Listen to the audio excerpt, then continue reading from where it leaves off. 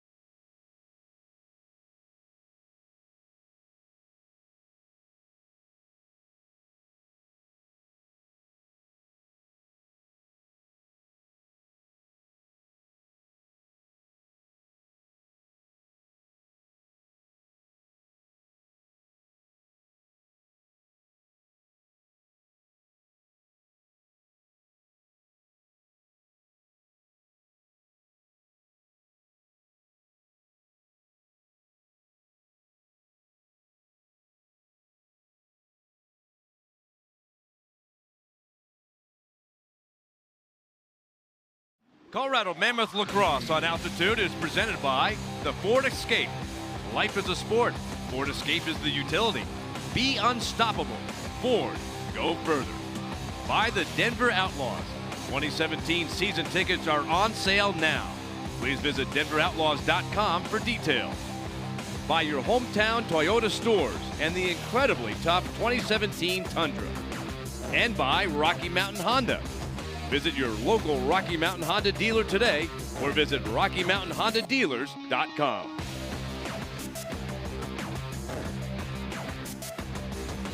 Oh, snowy night in Denver, but a nice crowd has arrived at Pepsi Center to watch this match between the Colorado Mammoth and the Saskatchewan Rush.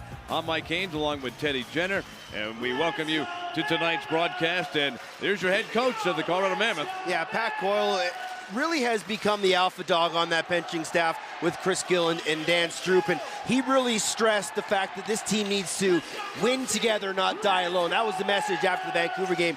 And there you see Derek Keenan after last weekend's win against Toronto. He now is the all-time wins leader for coaches with 122, surpassing the legend Darius Kilgore. A tremendous coaching career. Now we'll look at the starting goalies, and there's Dylan Ward right now, second in the league in save percentage, and Aaron Bold, who has 10 wins for the Rush, and that leads the entire National Lacrosse League. Yeah, these are two of the best goaltenders in the National Lacrosse League, and in the last two games in Saskatchewan, when these two teams played, Dylan Ward faced 63 shots. He faced another boatload the last time these two teams played here, so the defense needs to allow Dylan Ward to see shots and get lots of shots offensively on Aaron Bold. We have Coates against Thompson, and our first half face-off being brought to you by Ford. And we are underway. Final regular season game for the Mammoth. Now the Rush, though, Teddy, they've got to go to Calgary tomorrow. They've already locked down first place in the West Division. They still have something, though, at stake. They could possibly finish first overall in the league, so they do have something to play for here tonight. And that all depends on what happens in the Georgia-Rochester game that's going on right now, and Georgia has a commanding lead in that one, so it could be all for naught tonight. But the most important thing, Colorado, get a hot start, keep her feet moving, and not allow the Rush to go on any runs. The Mammoth had first possession, but not able to do anything with the ball, and now it is the Rush will have their first offensive possession, and we have just begun between the Mammoth and the Rush, fourth meeting of the season, with the Rush taking the first two, both exciting games, and the tough losses for the Mammoth, including an overtime loss. First shot and the first save by Ward.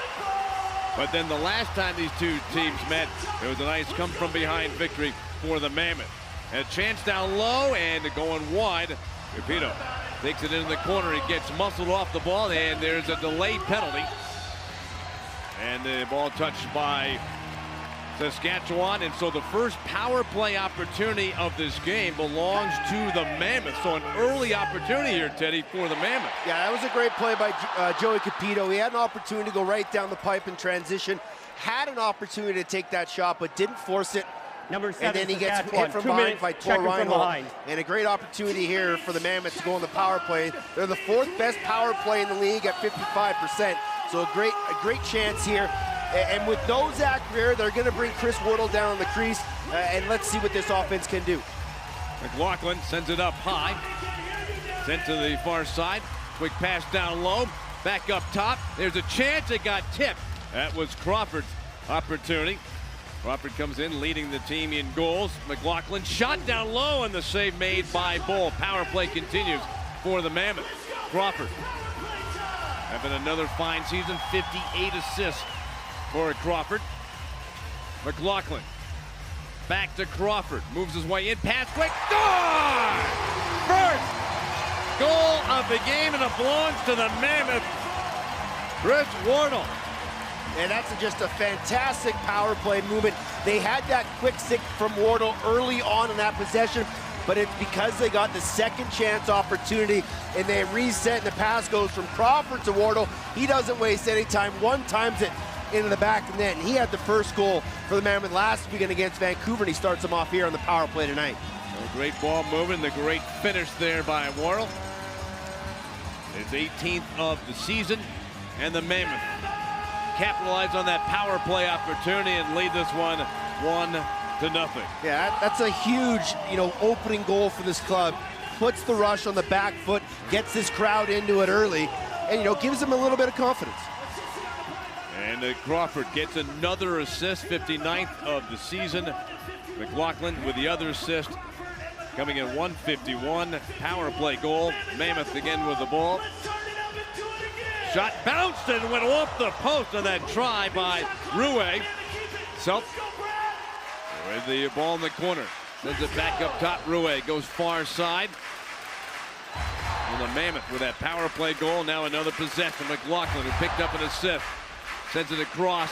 A chance, and the ball dribbled away, but Mammoth get possession, and a fired shot goes wide. Bounced up off the glass and goes out of play. But boy, you got to love the energy early here for the Mammoth. Yeah, absolutely. And the positive thing is they're getting second chance opportunities and not sitting on it and just staying back. Get those resets, keep that defense moving, and try to get them tired early. The guy to watch, certainly number 42 for the Rush, Matthews. And then the stop. And a nice play by Dylan Ward. Gets the outlet pass, and the Mammoth transition to offense and get up the floor. Geitz holding the ball for the Mammoth. Trying to get free. Walks right in, and the shot, the save by Bold. Boy, Geitz just walked right in with a great chance there. Yeah, much like the Capito chance that drew the penalty, Ilya Geitz got around his defender, was able to get right down the middle of the pipe, tried to go a little twister 5-hole, but Aaron Bold stood tall. Now the Rush again with the ball. Another possession down low and off the crossbar to that chance. And the Mammoth sprint back up the floor. Capito again with a chance, and a save made by Bold. Oh, what an opportunity there for Joey. Yeah, Joey Capito, a fan favorite, loves to run the ball in transition.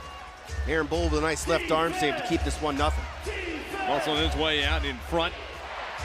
Mitski dishes off. And the shot stopped. An opportunity by Ben McIntosh, and Ward was there. Long pass up the floor on a bounce and scooped up and then swatted away. And taken back behind by McIntosh for the Rush, and they get the possession back. So the Mammoth up 1-0, a power play goal scored by the Mammoth early within the first 2 minutes. Mortal with the goal. A reset, another 30 seconds up, but now the Mammoth take possession. Pushed up the floor by Robert Hope. Crosses mid-floor. Mammoth transition.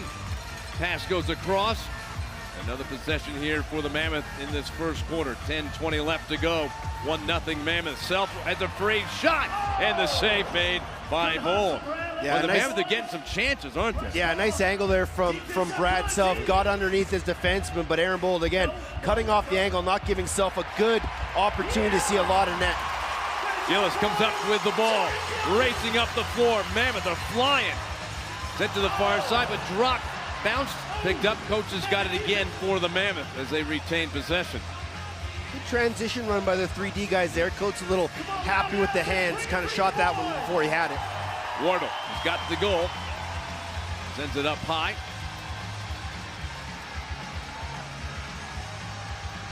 Crawford hands it off. A chance. Rouet shot, and the save made by Bold. Well, Mammoth are certainly getting shots. Yeah, absolutely. They're leading, 7-4 in the shots right now. They're getting good looks. They need to take some opportunities when they have a few guys stuck on defense that they can isolate. That time it was Tor Reinhold. McIntosh. We haven't seen yet Matthews be a factor here in this first quarter, have we? No, they're really setting up, trying to get Robert Hope or Cam Holding on Mark Matthews as often as they can. Put a big body on him, not allow him to get his feet moving. He's number 42. You have to watch for him. What a year he is having. It went into the big guy right in the middle. He stands out. He's just a big guy, isn't he? He is a big monster of a young man, and he has one of the fastest releases in the entire National Lacrosse. He doesn't need a lot of room. Well, you just saw there, that was his pass that set up the shot by McIntosh. So Matthews, we just talked about it, who can be a factor. And you just said how quick he releases, not just the shot, but how quick that pass went. Yeah, that was a fantastic one-time pass for Matthews into a cutting McIntosh off ball. Defenseman Bryce Sweeting just got caught up in the pick, was a step behind his check, and that allowed McIntosh to get inside the lane and put it far post past Dylan Ward to tie things up. That is now 71 assists this season for Mark Matthews. What a year he is having. He continues to impress. The other assist going to Curtis Knight. Goal coming at 6-12. Even strength goal, and we are tied up at 1. And off the faceoff, Jeremy Thompson moves it back towards mid-floor. Pass got tipped, but scooped up by LaFontaine. Rush changing things up. The pass got deflected and taken away by Dan Coates for the Mammoth. Yeah, good active stick from Robert Hope to knock that ball down. And that's something that the Mammoth need to do. Keep their sticks in lanes, not allow easy passes by the Saskatchewan offense. Wardle makes the pass into the corner as the Mammoth get the players on the floor that they want. Pass over to Self. Back up top, whipped across by Brent Adams. And cutting across up high. Sent to the near side for Self. Not a good offensive possession there. 2 outside there for the Colorado Mammoth. Need guys cutting through the middle, get opportunities on Aaron Bold. Didn't get the shot off in time, and we'll take a timeout. Wardle with the goal for the Mammoth, but the Rush have tied it. It's 1-1.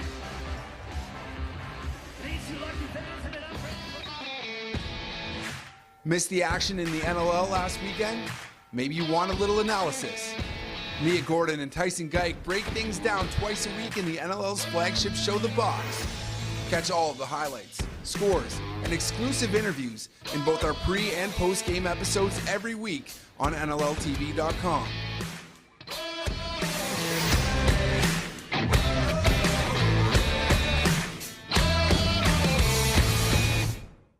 Tonight's game is brought to you in part by Sports Interaction, Canada's home for worldwide sports betting. Bet responsibly at sportsinteraction.com. Disclaimer, only residents of Canada may open an account with Sports Interaction. The service is not available to users outside of Canada. He's got Digby on the take, scores! Now back over to Dane Smith with a shot, hit the goal post inside, he scores! Afraid you might miss out on the big stories from your favorite team? Well, not to fear, the NLL newsletter is here. All you have to do is subscribe to the new NLL newsletter, and you'll get weekly updates from everything that is happening around the league. What are you waiting for? Subscribe today.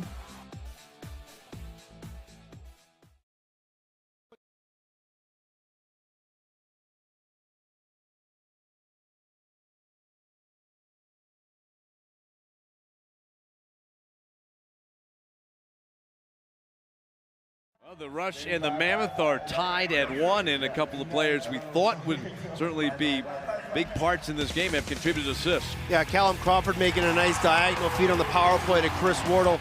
And then the other man we talked about off the opening is Mark Matthews. A great off-ball cut by Ben McIntosh. And he gets the feed from his good buddy Matthews and puts it past Dylan Ward for a 1-1 game. And, you know, this is kind of the start we thought we'd see. Power plays, off-ball movement, and goaltenders making early saves. And that's what both coaches wanted to get the offense into it, and both goaltenders wanted to get shots on early, feel that ball, allow the nerves to settle and get themselves in this game. If you like numbers, Matthews now with 108 points this season, started tonight second in scoring. He's got 71 assists for Crawford, 59 assists, and Crawford with 94 points, trying to go back-to-back seasons with 100. Rush with the ball. Church back up top, down low. McIntosh shot got deflected, and the Mammoth get the ball back. Ben McIntosh is so good off ball. The Mammoth have to be really careful with him because he doesn't need it long to put it in the back of the net. Is he a guy, Teddy, that just is able to find those openings, find a way to get himself free for the pass to come to him? Absolutely he is. Oh, there's a shot that bounced in. How about that? And it's 2-1 for Colorado. Just as we talked about great guys moving off ball and not needing a lot of room, Eli McLaughlin is having an absolute career year for the Colorado Mammoth. He has most points, most goals, and most assists in a career this year, and he just comes around a pick and fires a great low bouncer to the far post on Aaron Bold that beats the Rush goaltender to give Colorado a 2-1 lead. And another guy that just loves to work, and he's like a Ben McIntosh, but Eli McLaughlin has been a breakout player for the Mammoth this year. They go for the Mammoth. They now lead 2-1. McLaughlin from Wardle and Rue at 7:36. And the Mammoth with a 2-1 lead and have the ball. Press 30 down into the crease, and the dive and the shot gets stopped. Bold Stands tall on that chance by Adams. Rush, hustle down the floor. Thompson spins and sends it back as a Rush get their transition. On the near side with it, Matthew Dinsdale, number 32. Sends it to the far side, and Matthews rips one that's stopped by Ward. And so for Ward, how about this, Teddy? 5 saves already tonight. He's got 600 saves this season. Dylan Ward is just one of the premier goaltenders in the National Lacrosse League, and he continues to be excellent on all facets of his game. And he's been that way since the Mammoth drafted him in the first round. They brought him in to be a franchise goalie, and he has been everything, including the kitchen sink for GM Steve Govett. A moment ago, Ward stopped by Bold, and right down low, you see Minsky surrounded by 3 Mammoth players. The ball comes free and brought up the floor. Taylor Stewart for the Mammoth. Peels away. We got a delayed penalty on the Rush. Mammoth, unless they score, going to get their second power play opportunity, but Ward has made his way to the bench. Extra player on the floor. McLaughlin makes the handoff. And the shot ripped, and the save, and the rebound goes wide. Crawford will pick it up. Another 30 on the clock. Self slowing things down, settling things for the Mammoth. They'll work the ball around on this power play. What's the important thing to do when you're 6-on-5 here? Oh, you want to try to find the 2-on-1, try to get people moving and get an open shot just like that. And he scored! Well, you wrote it out perfectly, Teddy, as Jeremy Noble gets the goal. Delay penalty goal. Basically a power play goal in essence. And it's 3-1 for the Mammoth on Noble's goal. Yeah, Jeremy Noble just tied a career high of goals in the year with that one. And that's just a simple overhand shot. Aaron Bold playing the shooter, but Noble just fires a pass on top corner. And that's a quick 3-1 lead. 2 extra man goals for Colorado. And again, we were talking about it. When you get those resets and you can keep the defense out for extended periods of time, you have better chances at scoring, and Colorado took advantage of that. They ran a cutter through the middle, drew Chris Corbeil down through the heart of the defense, and that left a 3-on-2 up top, and Jeremy Noble just took that opportunity and was able to put it in the top corner. And Teddy, it seems like they're winning the battle to the ball, aren't they? They're getting to some loose balls, and they're really hustling tonight, aren't they? Yeah, and that's just the fact that Colorado knows it's at stake. Yep. They have to be hungry all game long, and Saskatchewan's a team that can burn you if you take a shift off. So Colorado going hard early, and it's paying off so far. Shot saved by Bold, and the rebound pop free. Rush on the fly up the floor. Things settle down as Rush with possession. And we're going to take a break. And Mammoth will get the ball back. When we come back, it's a 3-1 lead for the Mammoth over the Rush. Great first quarter for Colorado.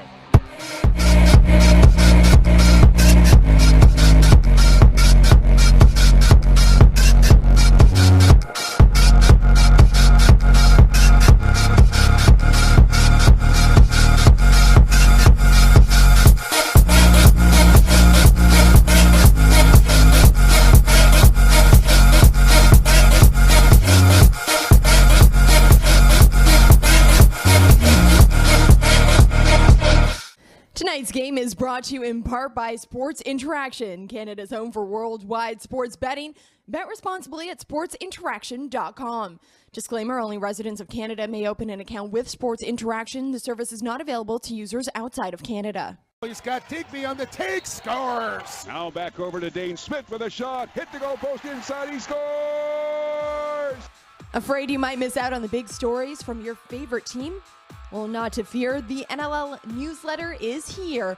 All you have to do is subscribe to the new NLL newsletter, and you'll get weekly updates from everything that is happening around the league. What are you waiting for? Subscribe today.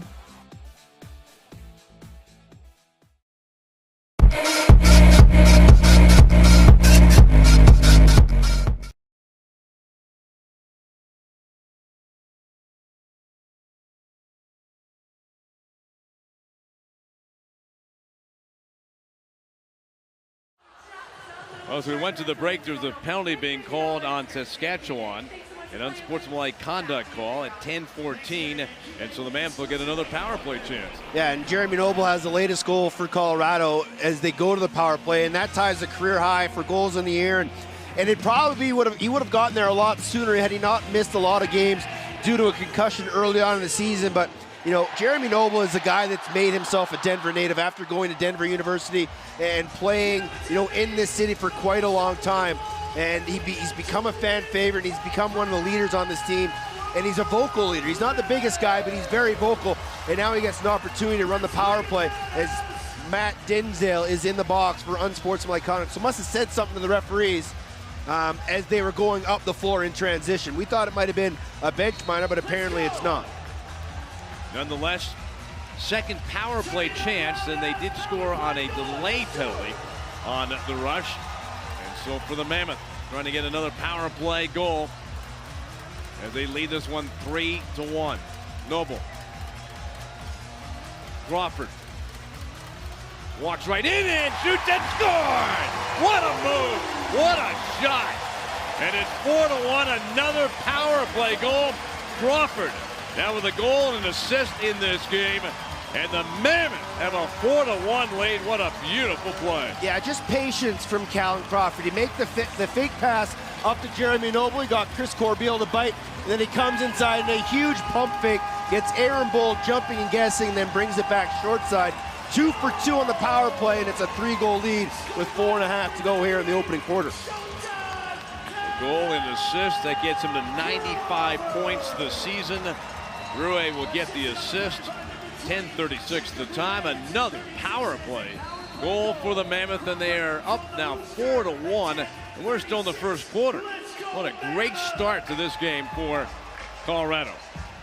McIntosh makes the pass. Church then sends it across. Matthews trying to muscle his way out in front. Shot saved on Church's shot by Ward. Mammoth flying up the floor. Downing leading the way for Colorado. Underhands it across, and it bounced away from Holding, and the Rush get it back. Hustling up the floor. Messenger in, trying to bounce off a hit, lost the ball, fouled up though. Rush have got it, tossed back out, and Saskatchewan with 15 seconds left on the shot clock, trailing 4-1. McIntosh trying to push his way towards the crease, shielded off. Even back to McIntosh, shoots and scores. Wow. His second goal of the game. I don't know how that one snuck by Ward, but it did, and now it's 4-2. Yeah, almost a carbon copy of the overtime goal that McIntosh scored in Saskatchewan a few weeks ago. And nothing fancy about this, just over top of a screen. Ward gets a piece of it, but not enough, and it goes into the back of the net, cuts the lead in half, 4-2. And, you know, the old adage, Dylan Ward would love to have that one back, but I think every goalie would love to have that. Every single goal that gets scored. Absolutely. On it, right? But, you know, this is a key moment for this Mammoth squad. They had the momentum. They had the crowd into it. They were up 3 goals, and now the Rush score a goal. And it's key for this club, you know, not allow the Rush to gain momentum. Get a goal here, get the crowd back into it, and stop the run. And McIntosh with his 100th and 101st career goals here tonight. He's got them both. Mammoth with possession, leading 4-2. Just over 3 minutes to go in the first quarter. Adams swings the ball wide, carried across up top by Rue. Slung across, pushed to the front, and diving chance, and a block by Bold on that opportunity by Adams. Yeah, Brent Adams getting back in the lineup with Stephen Keogh being suspended. And they've really got to take advantage of Brent's speed. Get him isolated on the wing, get him going top side or underneath, and he can score some big goals. Knight makes the pass, pushed ahead by Keenan. Back to Knight for the rush to Matthews, down low, picked off. Great defensive work. And the ball carried up the floor. And the pass, nope, it faked on the pass, held still by Cameron Holding. Now finally gets it off, just off the bench. Onto the floor is Fred Self. Comes to McLaughlin. He's got a goal tonight. Cuts across and shoots wide. And McLaughlin's shot missed. And the Rush get possession back. So they'll try to keep their momentum going. They got the last goal to make it 4-2. Hand off by Hasek. And the pass to the near side. Moving pick called there on Ben McIntosh. A little too aggressive on Ilya Gaich. Mammoth wastes no time getting up the floor. Crawford pushed back into the corner. 20 seconds left in the shot clock. Mammoth make a couple of changes. Wardle, who scored the first goal tonight, backing off. And just onto the floor, Self slings it across. Ruhe to Crawford. Down low for Wardle. And zipped by him. Just a couple seconds left in the shot clock as the Rush steal the ball away. Pass up the floor. Here's a chance. Save made by Dylan Ward. What a big save that was. That's a huge save. Under 2 minutes. You never want to give up a goal under 2 minutes of play, especially a transition goal like that. And Jeff Cornwall is one of the fastest guys in the league. And Dylan Ward stood his ground and made a great elbow save to keep it a 2-goal game. McLaughlin trying to push his way to the top of the crease. Goes back up high. Noble sends it far side. It's whipped to the net. And by Adams and blocked by Bull. Yeah, that's the speed of Brent Adams. Get him isolated on the wing. And he went one-on-one, got a step, and took a great low-to-low. And a fantastic save by Aaron Bull. Night for the Rush. Towards Matthews, trying to push his way through a couple of defenders. Ball came free, scooped up, and then a big hit by Capito. Capito, one-on-one up the floor, cuts into the middle, and it gets bumped back out. Oh man, what a play there by Joey Capito, though. Yeah, and that's what Joey brings. He brings a bit of an edge, but his speed in transition and his ability to make smart plays. He didn't want to force that shot, pulled it out, let the offense do their thing. One thing Colorado's done really well tonight, not force the ball in transition. Self push back towards the wall, changes direction, shoots, and it's stopped by Bull. Well, we're seeing both these goaltenders. These are two of the top goaltenders in the National Lacrosse League, and they're both playing well. But the Mammoth have put 4 goals past Bold, and they lead 4-2 at the end of the first quarter. Great start to this game for the Mammoth. We'll be back for the second quarter from the Pepsi Center. The Mammoth lead 4-2 over the Rush. Pro lacrosse teams are now fielded in Philadelphia, Boston, New York, Maryland, Montreal, and Quebec. Yesterday there was friendly competition and not so friendly competition. We knew our true colors weren't just worn on our backs, they were painted on our faces and hoisted as high in the air as we could possibly carry them. Whatever it took to claim our turf. Yesterday we left it all out there. Blood, sweat, tears, you name it, we left it. We kept ourselves focused and we kept each other in check, and the only thing we took were epic shots. Yesterday we saw more twists and turns in 8 seconds than most people saw in an entire season. We lost the ball, lost our minds, we lost count countless times in every game. If you could see the ball, that was a slow day.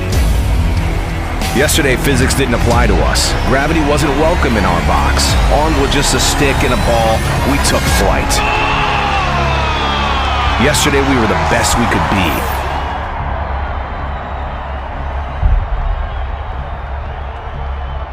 Today is our day.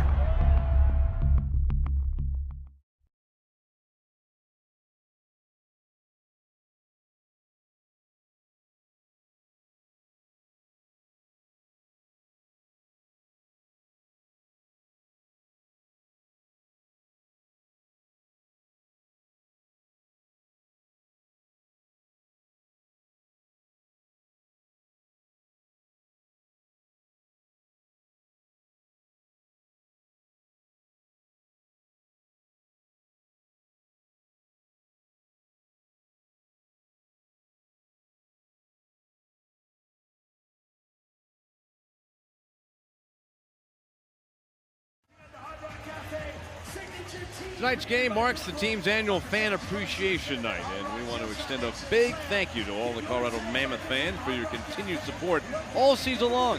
We're proud that you make the Pepsi Center the loudest house in lacrosse.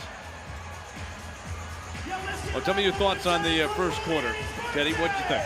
Well, I thought it was a fantastic quarter for Colorado. You know, they get the first goal, they get the crowd into it, they race out to a couple-goal lead, and, you know, they have, you know, the Rush on a bit of a back foot, but as we stress, this is a very dangerous team. You can't ever take a shift off, so Colorado has to keep their foot on the gas, not allow this rush team to start running the ball, not allow Aaron Bold to get comfortable, and really start to, put the nails in the coffin early. Put that seed of doubt in that this is a team that can beat the rush. They've done it once before, and they're better than the team that we saw last weekend. The Rush do have a game tomorrow in Calgary. This is the last game for the Mammoth. Capito shot, and it darted wide. Well, Capito's had a chance. He has been getting up the floor in a hurry. He does that so many times, and he gets those opportunities. He scores big goals. Now a delayed penalty coming to Colorado. This could be the first power play opportunity for the Rush, but they'll try to take advantage with Bold on the bench. Extra player on the floor, Matthews. Quick snap on the pass. Then the shot right off the crossbar did not go in. But they reset, they get another 30 seconds on the shot clock. So they reset, working the ball around. Matthews has got it. Makes a quick pass across, down in front, shot, score! Open down low, Matt Dinsdale has made it 4-3. Both teams have scored a delayed penalty goal here tonight. Yeah, and this was just fantastic tic-tac-toe ball movement, east to west, side to side, then an interior feed to Dinsdale, who's able to fake Ward and then put it into the open cage, and that's a big goal. You get the first of the quarter, you get your momentum back. Now you've been down 2, and you're getting yourself up into a 1-goal game. So for Colorado, just settle down. Still lots to play here. Just got to make sure you win this face-off and get your crowd going and get the offense on the floor. Eddie, you talked about reset, and on a situation like that, you're basically on the power play. You've got time. You got your goalie off the floor, got that extra guy out, and then you get another 30 seconds. Yeah, and those are tough situations, but it happens in every game to every team, so they're aware of those situations. There's always good communication by the defensive leader, so they're aware of what was going on. They just were unable to cover Dinsdale as they had the extra tackle. But the Mammoths do have the ball. Crawford goes up top, gets the ball back. We're in the second quarter. It's now 4-3 Mammoth. Crawford, Ruwe, gonna push his way, draws a couple of defenders, turns and wheels it just as the shot clock expired, and he missed the net, and so the Rush will have possession. And they have scored the last couple of goals after the Mammoth were up 4-1. Now it's a 4-3 game. Church sends the pass over. Matthews walked right in. What a save by Ward. Oh, that was a beauty. Yeah, you can't allow Mark Matthews that kind of time and space, and an incredible save by Dylan Ward. That is a game saver early on, because that would have made it a tie game, would have been back to 0. That is what makes Dylan Ward an elite goaltender. Noble cuts across. One of the players for the Rush without a stick. Mammoth trying to take advantage, but the ball is picked off and brought up the floor by Cornwall. Pass down low, score, and it is a tie game. Cornwall made the pass, and then it was finished up with a shot by Ryan Keenan. And that's 3 consecutive goals for the Rush to tie this one up at 4. It's exactly what you talked about. They're a dangerous team, Teddy, and you don't want to give them any kind of momentum, and then they've got some. No, you don't ever want to allow this team to get the horses going. And Ryan Keenan came off a slow trail in transition. He was the guy sprinting through the middle. A nice feed from Jeff Cornwall finds Keenan. He puts it far side on Dylan Ward. And that's a tough one for the goaltenders. Keenan's a lefty, so he's, in essence, sort of shooting across his body there. And Dylan Ward just unable to get the glove on, and we're all tied at 4 with 12:20 remaining here in the second. Now a goal and assist for Keenan. The assist on that goal going to Jeff Cornwall, 2:35 of the second quarter. So we're even up at 4. Mammoth with the ball. A transition offense. Gillis finds Callum Crawford. He's got a goal and an assist in this one. In the front for Ruwe, gets bumped, loses the ball, and the goaltender sends it out towards the mid-floor, where it's picked up by Corbeil. Whips the ball wide to the far side, and the Rush will settle things down. They transition. And there is the big Mark Matthews. He was stuffed a moment ago. He's got another chance. Deflected away. I think Hope might have got part of that, or at least tipped Matthews' stick, and they're still going at it. Oh, yeah, you'll see that a lot. Anytime a defender can get a couple extra pops in, on an O guy, they're going to take it, whether it's on the wrist, on the hips, or just letting them know they're there. You can't allow Matthews time and space. You got to be in his kitchen as often as you can. Wardle pass, Noble. Push the ball back and with one, and the save made by Bold. And the rebound comes to Tor Reinhold for the Rush. Up the floor, Cornwall down low, and what a sweeping shot on that one-timer. And that puts the Rush ahead for the first time. That goal by Curtis Knight. Teddy, he wasted no time getting that shot away. That was a beautiful shot. Yeah, and in transition again, Cornwall with the pass. Cross feed to Curtis Knight, who one-times it, beats Dylan Ward between the legs. And that's the first lead of the game here for Saskatchewan. It's a 4-goal run, and Colorado needs something to stem this tide, stop the momentum, get the crowd into it. And anything right now will be huge. And there's a procedure by Jeremy Thompson on the face-off, so that's a start. Well, that gives the ball to the Mammoths. 4 goals in the last 7 minutes and 30 seconds for the Rush, and so for the Mammoth. Try to settle things, get their momentum back. Crawford sends the ball across. Wardle shoots, and I think it hit the post and goes wide. And that'll put another 30 on the shot clock. McLaughlin, handoff, Wardle sends it across the floor, bouncing around. Crawford trying to find the ball. He comes up with it, moves down the middle, pass down low, and a save by Bull. Rui trying to dig out, get the loose ball. It comes free, tossed up in the air, but the possession now goes back to Saskatchewan. Yeah, just a bit of an interference there on Brad Self to cause that turnover, but great feed from Callum Crawford to Self. But Aaron Bold able to get post to post to make that save. And one thing Colorado can't do offensively is let it sit in guys' sticks. That's what happened in Vancouver. They got really selfish offensively. They weren't moving their feet and allowed Vancouver just to continue to pile on. Their offense was unsuccessful. Well, I like there, Ward, he came way out of the net to cut down that shot on Matthews. And then the violation there, and the ball goes back to the Mammoth. But how about Ward? That's twice now. He's made 2 great saves on Matthews, but the Rush have been on a run. They now lead 5-4 here in the second.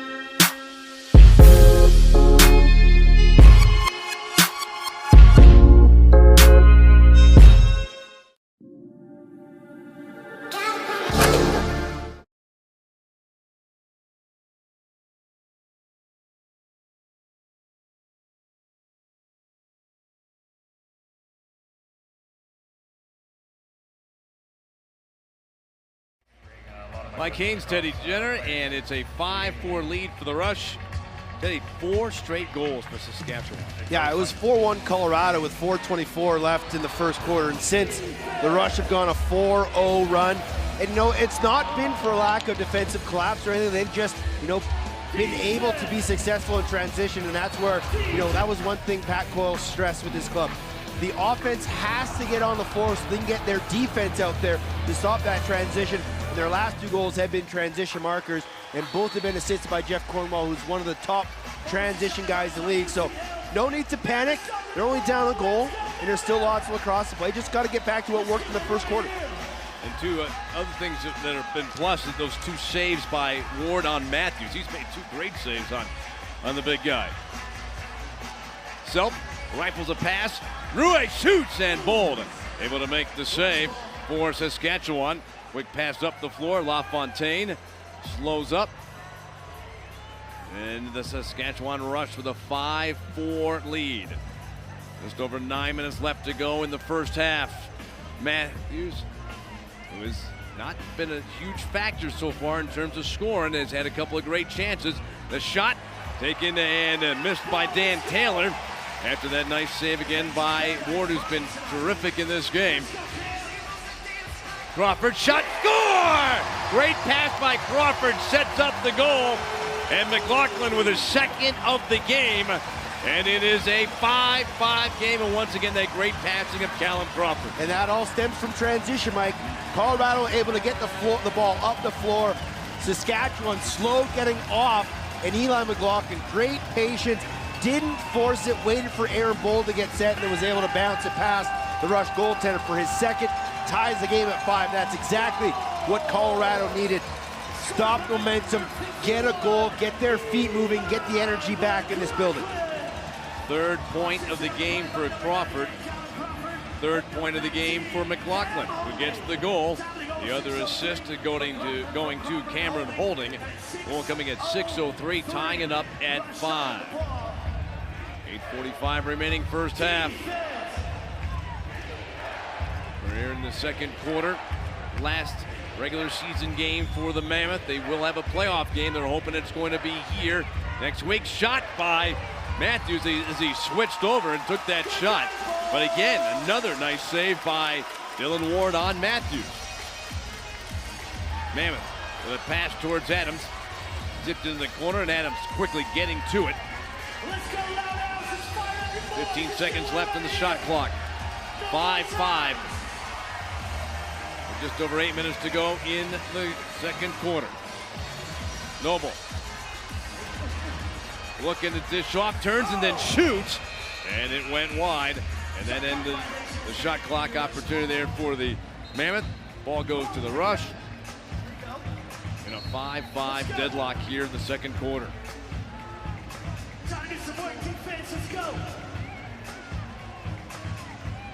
Matthews has the ball for Saskatchewan.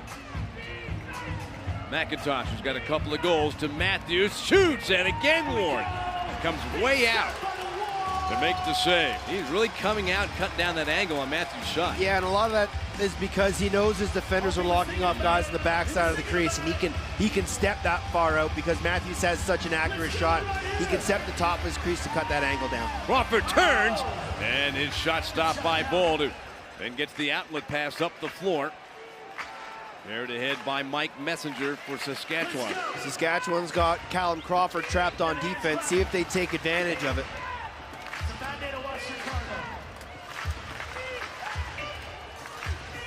Oh, and the pass and falling backwards. As the pass went to him was Taylor.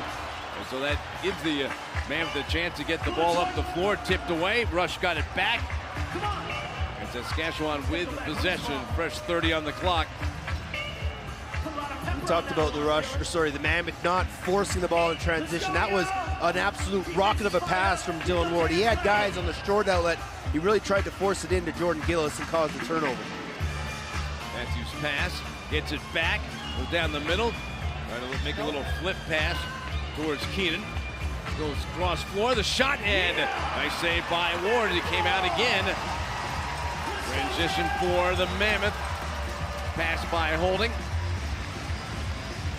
Self for Colorado. Gets bumped, ball comes free. Loose ball into the corner. Still bouncing around and goes up on top of the glass and went out of play.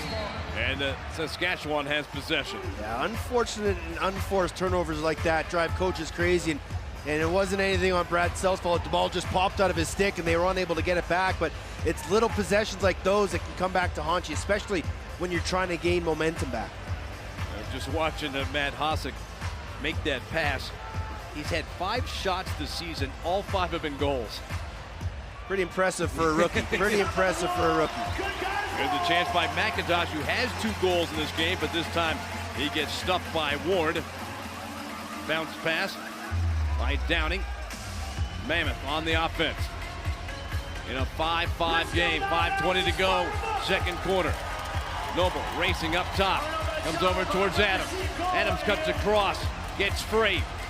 Sends a pass and the shot stopped by Bold, and we got to stop in the action with 5:11 left to go here in our second quarter. 5-5 game and a penalty being called on Saskatchewan. Yeah, Adrian Soroketi's going to go to the box. Saskatchewan penalty number 72. 2 minutes, illegal cross check. So it gives the Mammoth another opportunity to go to the power play. They're 2 for 2 on the night so far, and they have a 6-on-5 goal. Just couldn't quite see the hit by, there it is. It was actually late from Soroketi. I thought it was the first one.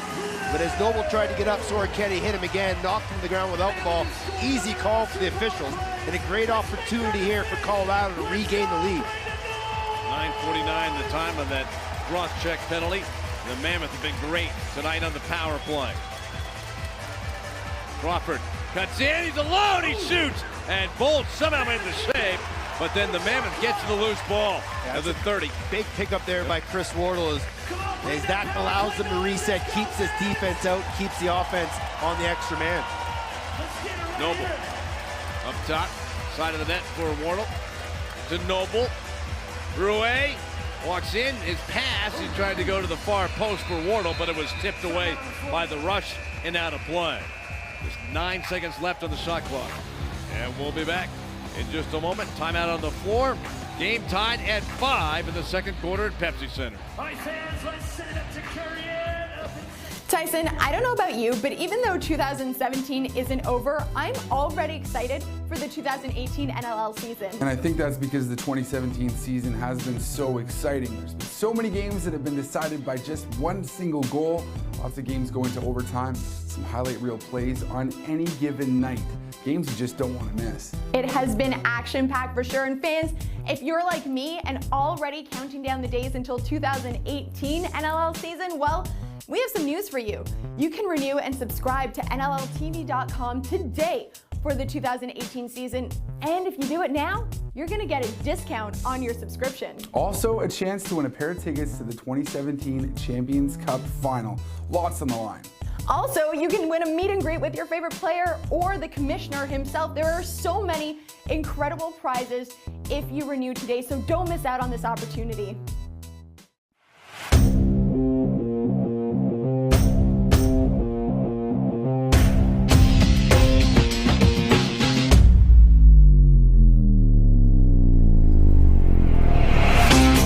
If you're a player looking for a lightweight head that delivers power and control, string up the Under Armour Command Low.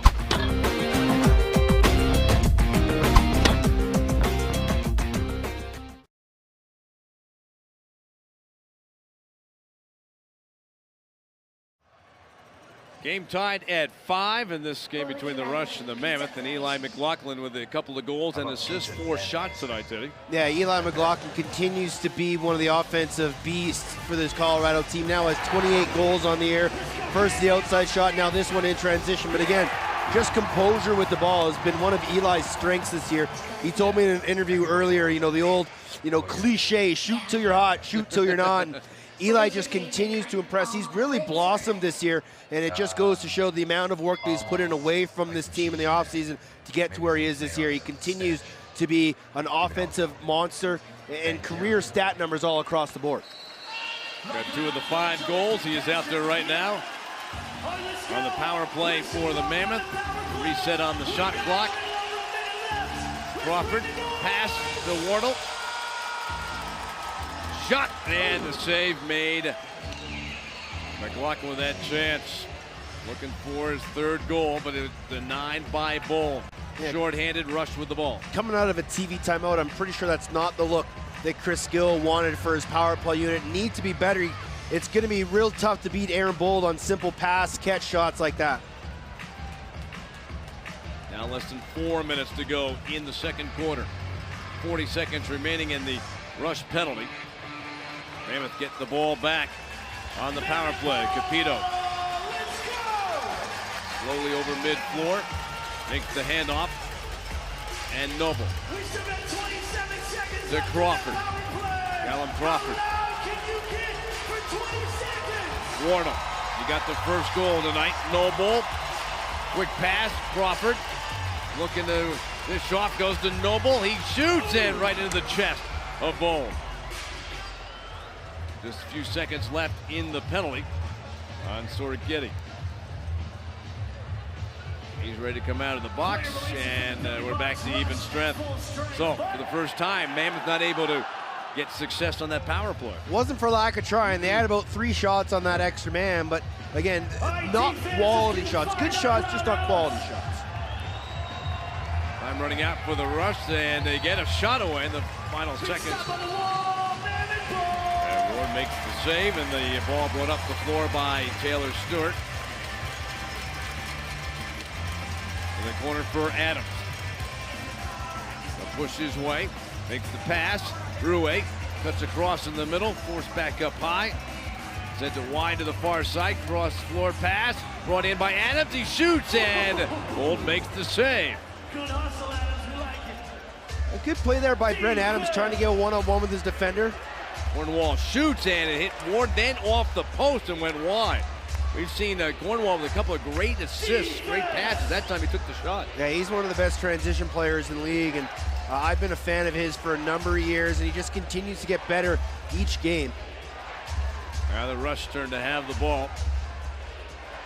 Matthews, what a pass down low, and the stick comes free from the Mammoth player, but the Mammoth are able to pick off the pass and run up the floor.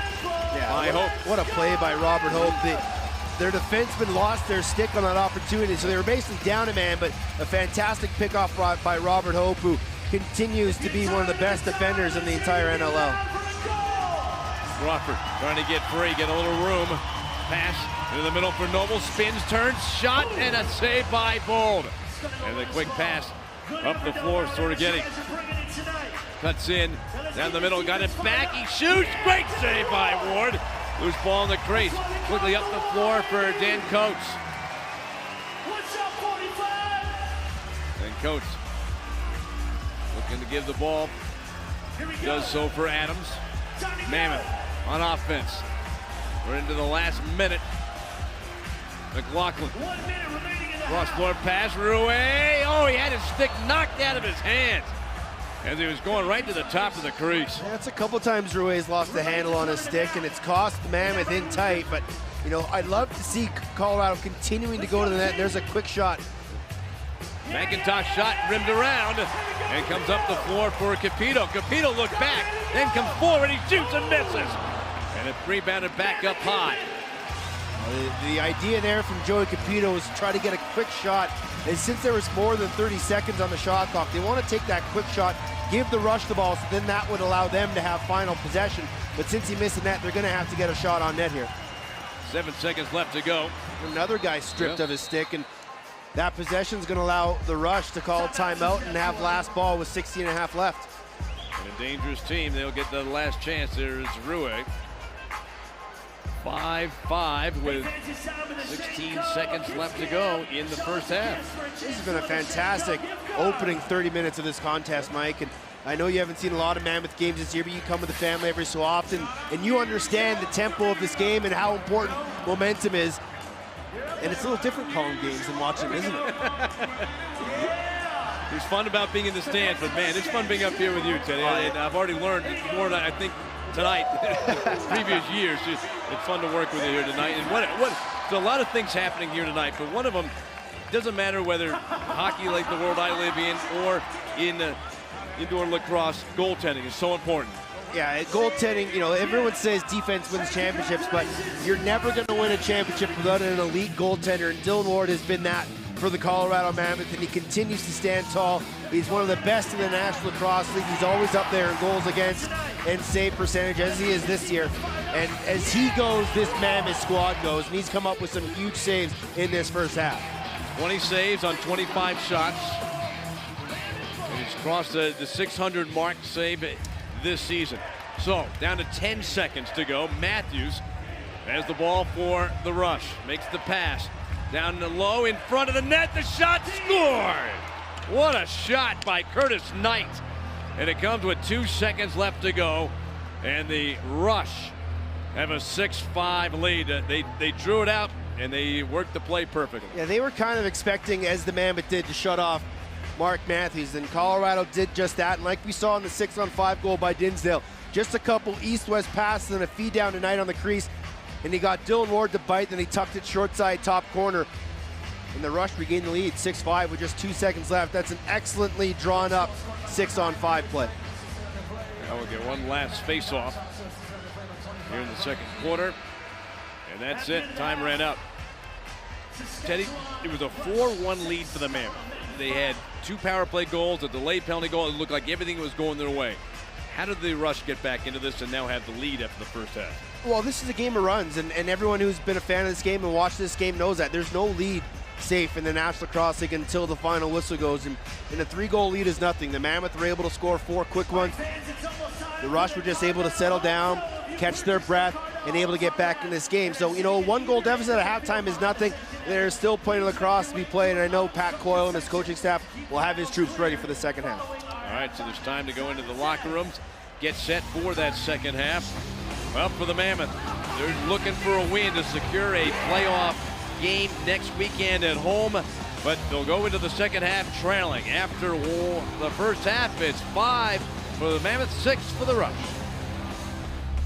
Pro lacrosse teams are now fielded in Philadelphia, Boston, New York, Maryland, Montreal, and Quebec. Yesterday, there was friendly competition and not so friendly competition. We knew our true colors weren't just worn on our backs, they were painted on our faces and hoisted as high in the air as we could possibly carry them.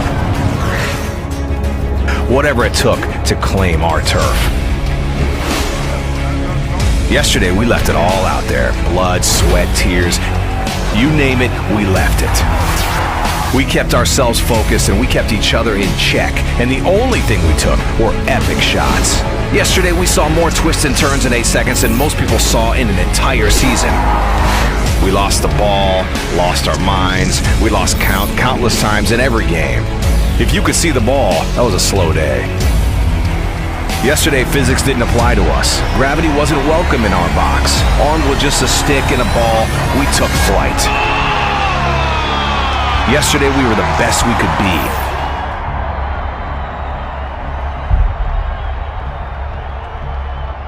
Today is our day. Welcome, lacrosse fans. Tyson Geik of NLL Productions here with you right now, and I'm joined by Shay Hewen, CEO and founder of the U-Hawk Camera. We have some exciting news for you today. The NLL has officially partnered with the U-Hawk Camera, the new official action camera of the National Lacrosse League. Shay, an exciting moment, for both parties here. Yeah, it's an incredible day. It's a big step and a big moment in the history of sports, and for the National Lacrosse League to be the first league to step up and bring actual player point of view, video footage to fans at home in the actual real raw competition in the season. It's a monumental day, and we're very excited to be the official camera provider to be a part of that.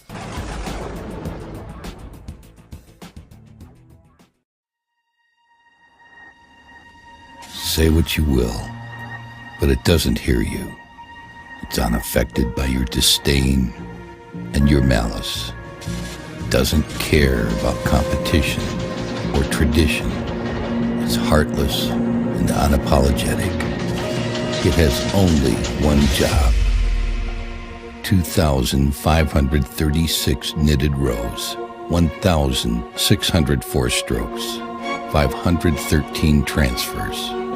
All in one piece, duplicated identically every time.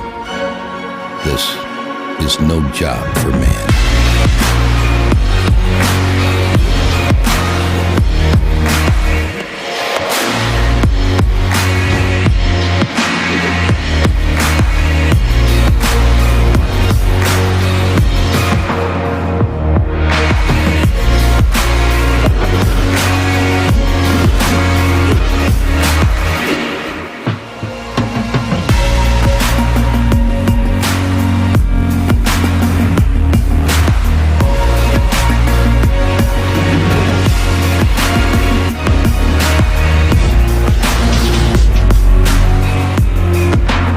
Leave the playing to the players, the equipment to the machines.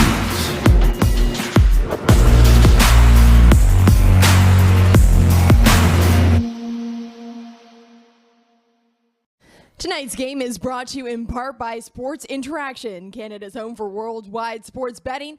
Bet responsibly at sportsinteraction.com. Disclaimer, only residents of Canada may open an account with Sports Interaction. The service is not available to users outside of Canada. It's not often that you see two 40-goal scorers swap for one another in the National Lacrosse League. But when a deal happens like the one that sent Zach Greer to the Colorado Mammoth in exchange for Adam Jones, it certainly gets people talking. The change of scenery may have come as a surprise to Greer, who moves from one thriving box lacrosse market to the next. But the multidimensional forward appears to be embracing life and lacrosse in the Mile High City. Greer, pump fake, shoot, scores, top corner. Greer shoots and scores. Now we're getting the run here for the Mammoth. Zach Greer one-on-one with Frankie Scigliano. Greer shoots and scores.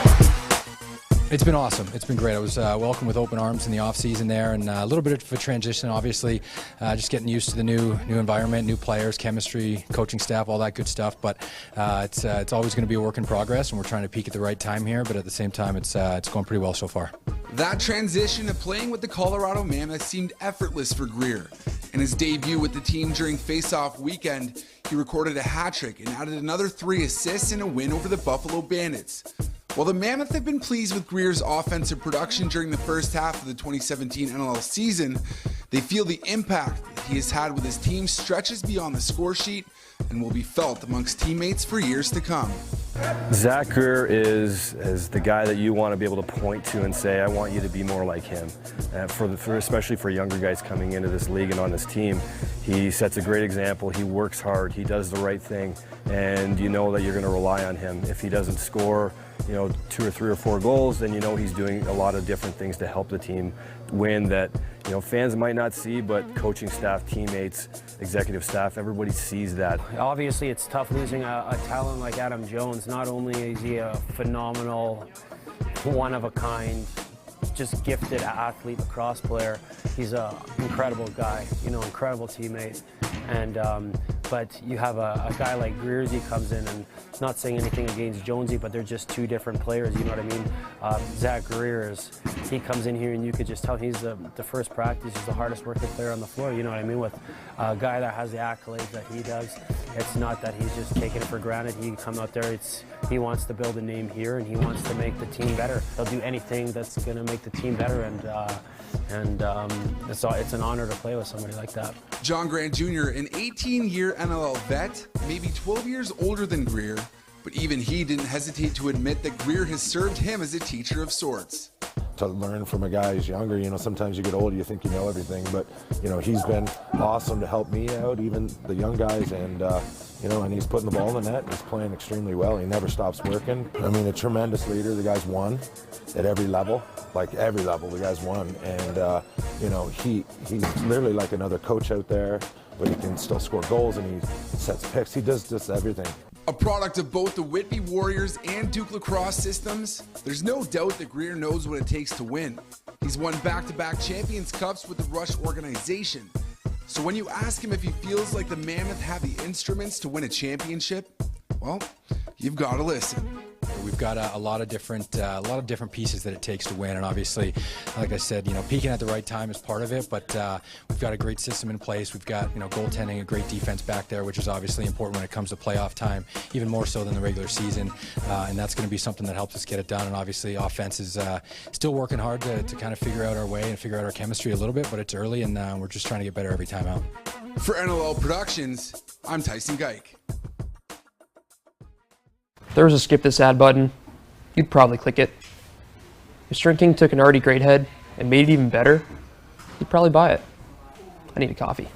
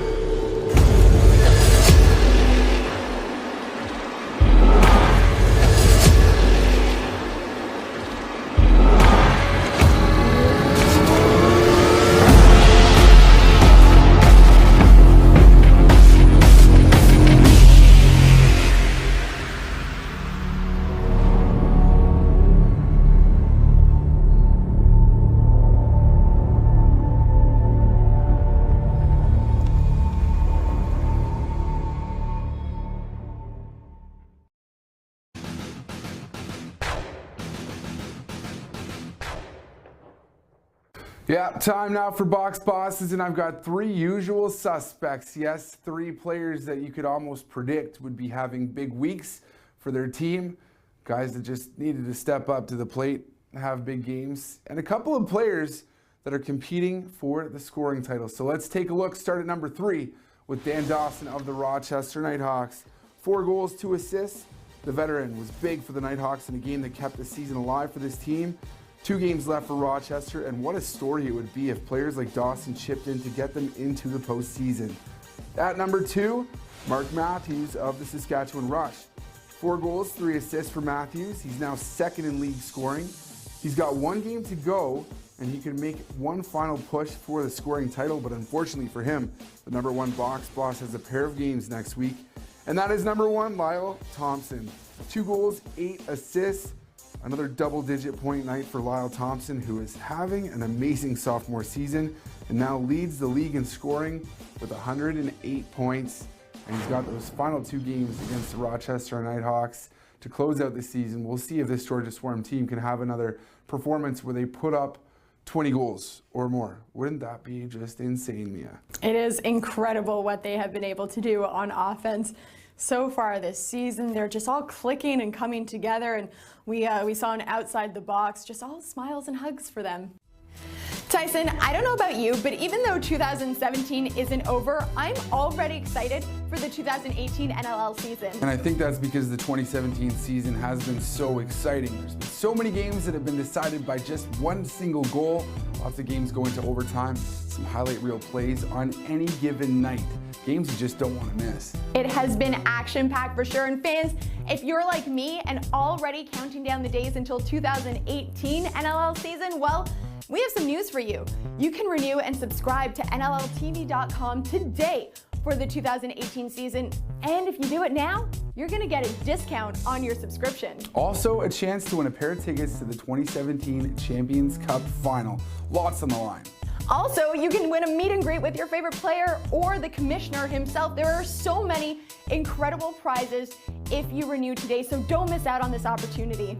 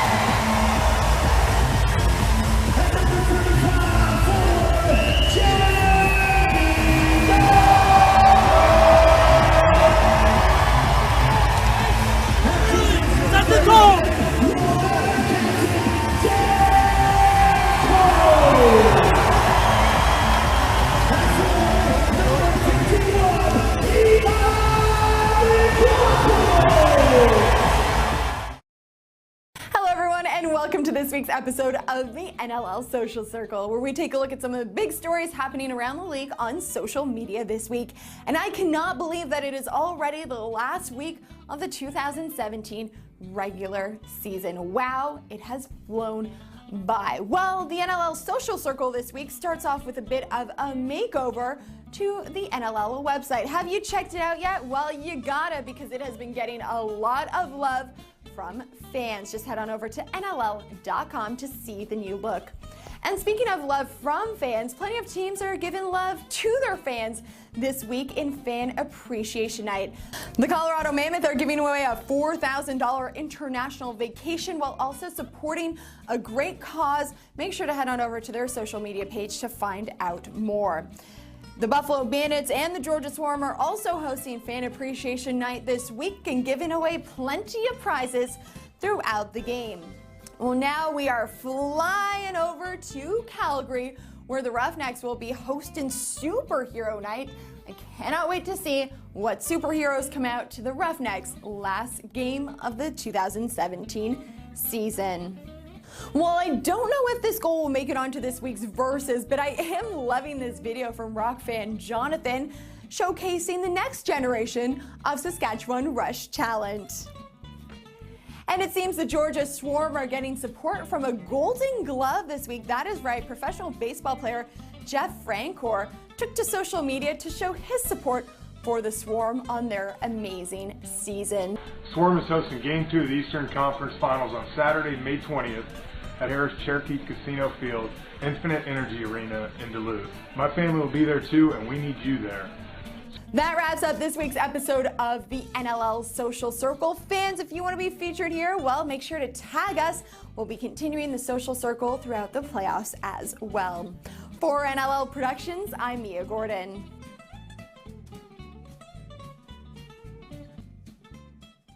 Scott Digby on the take, scores! Now back over to Dane Smith with a shot, hit the goal post inside, he scores!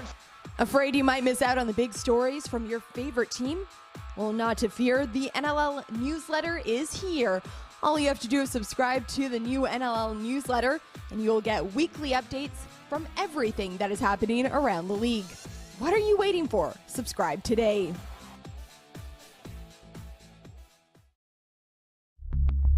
Pro lacrosse teams are now fielded in Philadelphia, Boston, New York, Maryland, Montreal, and Quebec. Yesterday, there was friendly competition.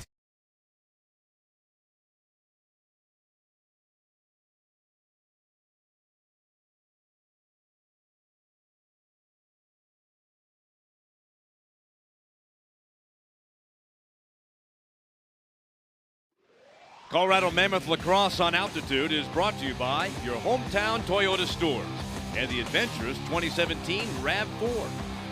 By the Denver Outlaws. 2017 season tickets are on sale now. Please visit denveroutlaws.com for details. By Rocky Mountain Honda. Visit your local Rocky Mountain Honda dealer today or visit RockyMountainHondaDealers.com. And by Peak Kia. It's a great idea.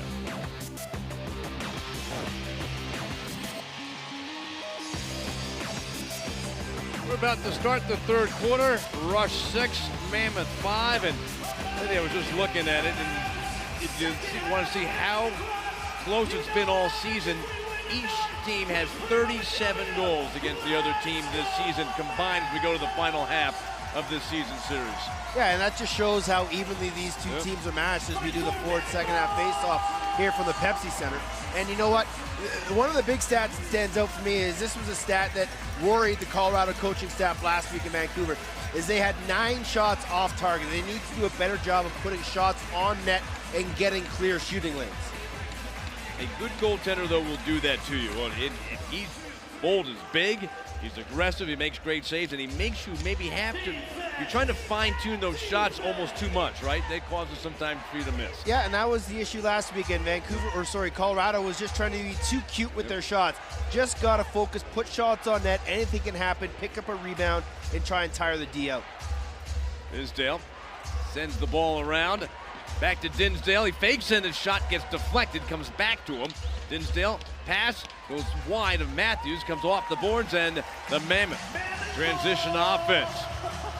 So they've got the ball here in the second half. Mammoth trailing by a goal.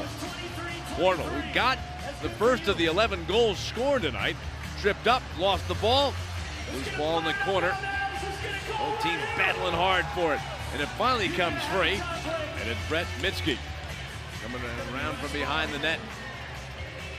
Makes the pass, and one wall over the mid-floor line.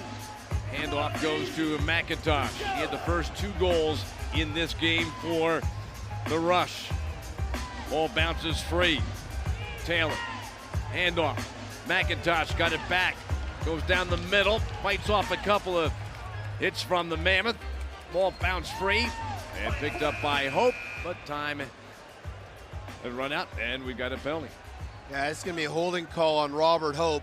You know, good job by the Mammoth defense to stick with Ben McIntosh, but he was just able to get to the center of the floor. 2 minutes. Hold. And unfortunately, the moving feet of Ben McIntosh caused Robert Hope to take that holding penalty, and the Rush, who are 0 for 1 on the power play. Sorry, they haven't had a power play. They scored that delayed penalty. They scored the delayed penalty, so they haven't had a full power play as of yet. Get their first opportunity of the night.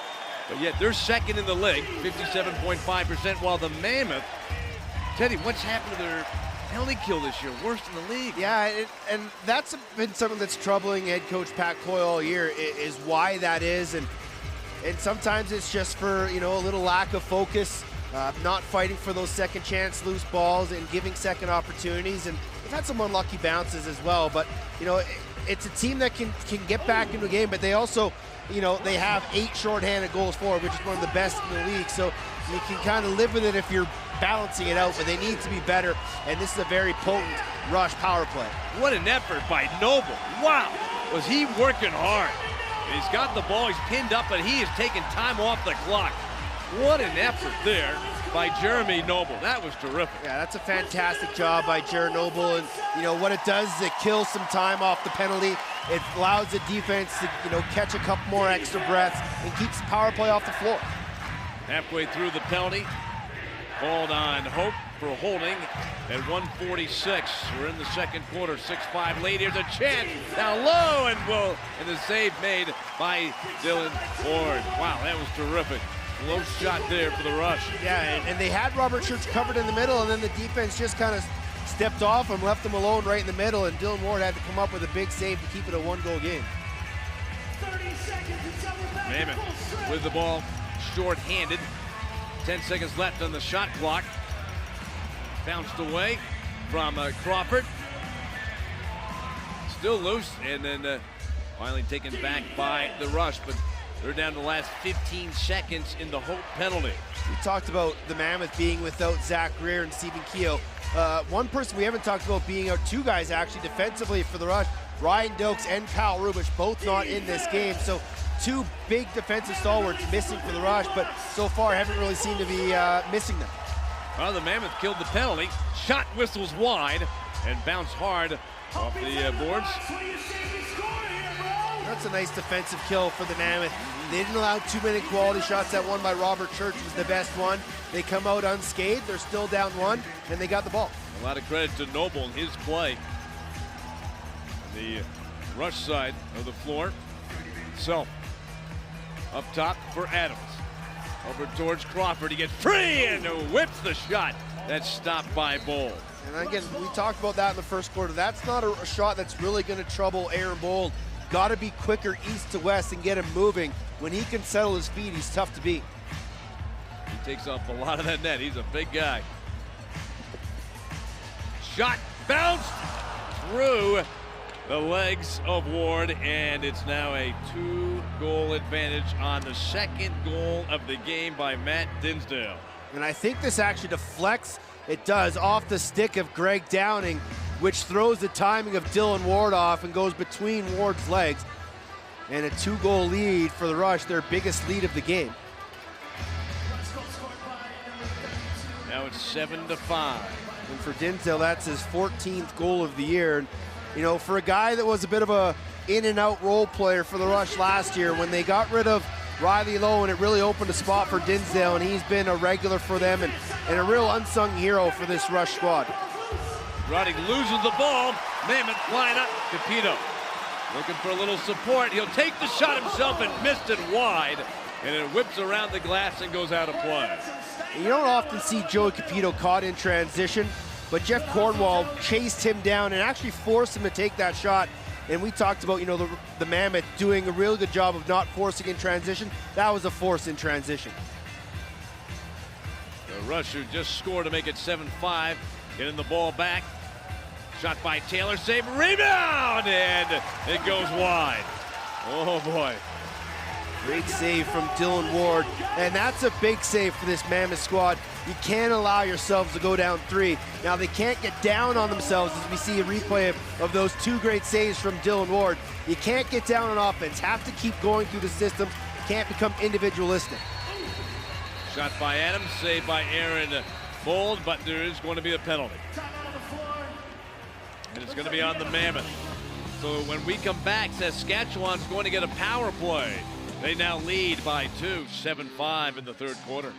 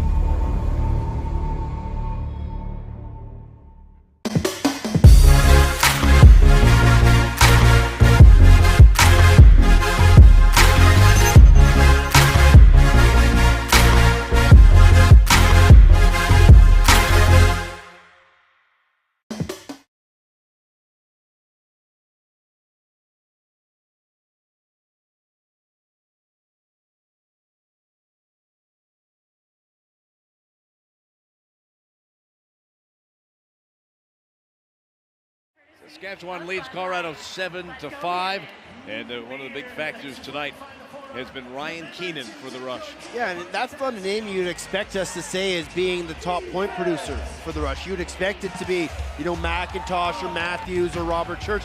Those guys have actually been held in check, and oftentimes when that happens, it means other guys are producing. And Ryan Keenan, who came in with 12 goals and 22 assists, has a goal and 4 assists tonight, 5 points, and just, you know, another one of those role player guys that Coach Keenan, who, yes, is Ryan Keenan's father, has been able to insert in the lineup and just seamlessly make this team even better. That's a power play for the Rush. The guy to watch would be Church. He leads the league with 21 power play goals. Yeah, it's a slashing call on Jeremy Noble that happened off ball when the Mammoth had that last possession. Wow, a little roughhousing. The ball comes free, but what a battle going on. Cameron Holding, what a job he just did there. Yeah, much like Jeremy Noble in the last power play, just keeping the ball alive, letting that clock tick down, keeping the offense off the floor. 1:15 left in the Noble penalty. 7-5 lead for the Rush. Matthews sends the ball far side, got it back to Matthews, steps around one, that sends a pass that deflected away from Church. He's the guy to watch for those 21 power play goals this season. Mammoth with the ball back, brought up the floor by Geitch. Great pursuit by Ilya Geitch to get that loose ball and get it over the timeline in time. And you know, when your defense continues to make big plays, it inspires the offense, and that's what Colorado really needs. If they're going to feed off that defense, the offense has to reward them. Crawford holding the ball, gets a shot away, and it bounced away from Worrell, and that short-handed bid from Crawford came up short. Still 7-5 for the Rush, and they still have time on their power play. 20 seconds left in the Noble penalty. Keenan to Matthews. Keenan with a shot, the save made by Ward. Keenan is feeling it tonight. He's taking his shots. And what's going on there in the crease? Mark Matthews kind of got pushed into Aaron Bold. He's trying to play the innocent roll and rolled over top of Dylan Ward. No harm, no foul there. Just bodies getting tangled within the crease. So another nice penalty kill for the Mammoth, and they needed that one to stay within 2. Out of the box comes Noble. Back to even strength. 7 minutes to go in the quarter. Shot and a save by Bold. Got that arm up in time. But a reset. Another 30 seconds on the shot clock for the Mammoth. Self goes wide. Far side shot by Rui. Save made by Bold. He's got the ball. Makes a quick outlet pass for Messenger. He speeds up. He's right down the middle. Spins. Goes down to the floor. The ball came free. Loose ball. And Taylor had it. He gets hit. Sends it over the glass. Out of play, but there's going to be a penalty. Yeah, this one is just going to be all because of the work of Mike Messenger, one of the top rookies in the National Lacrosse League this year, a two-way transition guy. Just kept his feet moving, went to the net, and got his defender on his back heels. And that caused the holding penalty, and we're just waiting for the player to go to the box as Robert Hope is having some words with the official. I'm not sure who they're actually calling this penalty on quite yet. But it looks like it's a player who's gone to the bench already. They got to fish somebody out. Reluctantly, Taylor Stewart came from the bench. It's going to be Greg Downing who makes his way over. He's got his arms up like, that's not a penalty. Colorado penalty number 8, 2 minutes, holding. Of course, I can never see, right, Teddy, when you played, you always went happily to the penalty box, you're always innocent. You're always innocent, but that's just, an unfortunate play. And it was after this, so the penalty had already happened, but this is a third straight power play here for the Rush. And I'm sure the Mammoth bench are probably saying to the referees, it's our turn next, it's our turn next. But they've killed off the last 2. Yep. They can kill off a third one. The D's really going to start looking at the offense and say, hey guys, let's go get one here. McIntosh makes the pass, then the shot by Church goes wide. Knight to Church, he shoots, he skipped it, and a nice save by Ward, and he's got it in the crease. Gets the outlet pass up the floor. Big time save from Ward. Short man unit has to do a better job of trying to get to the net, not just killing 30 seconds. Get to the net, see if you can't get a shot, it may be a reset. 10 seconds left. Self pushed by Thompson, got free, tried to jump and then stuff it in, but was denied. Yeah, those are tough ones to score when the goalie knows it's going to happen. And Bold was tight onto his crossbar, so Self was unable to get a real dunk attempt. But again, they killed off some time. Under a minute to go here on the power play. Knight to Church. Church gets the ball back. McIntosh getting it, shuffling, getting himself free. Church back to McIntosh, sends it across on the far side, back towards McIntosh, hit the top of the stick, bounced away, and towards the timeline. Mammoth will get it back, so another nice job so far in this penalty kill. Now they've got 30 seconds left to kill, and they've got possession. Unsportsmanlike penalty coming up here, coming to the Mammoth, coming to the Rush, I believe, or maybe it is going to the Mammoth. It is.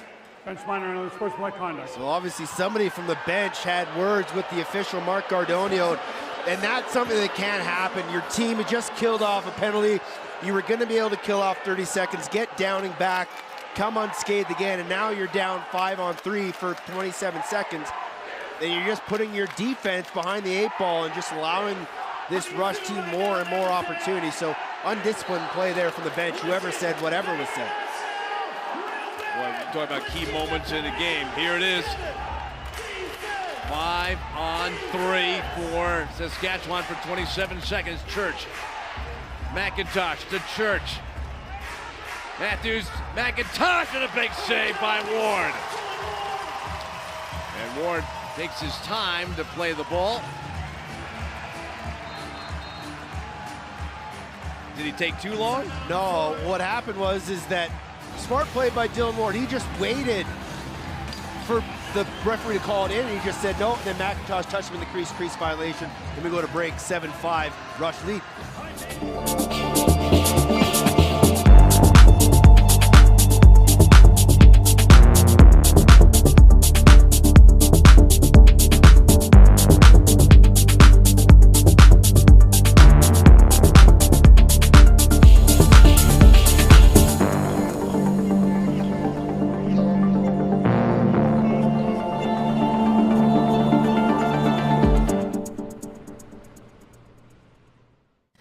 Tonight's game is brought to you in part by Sports Interaction, Canada's home for worldwide sports betting.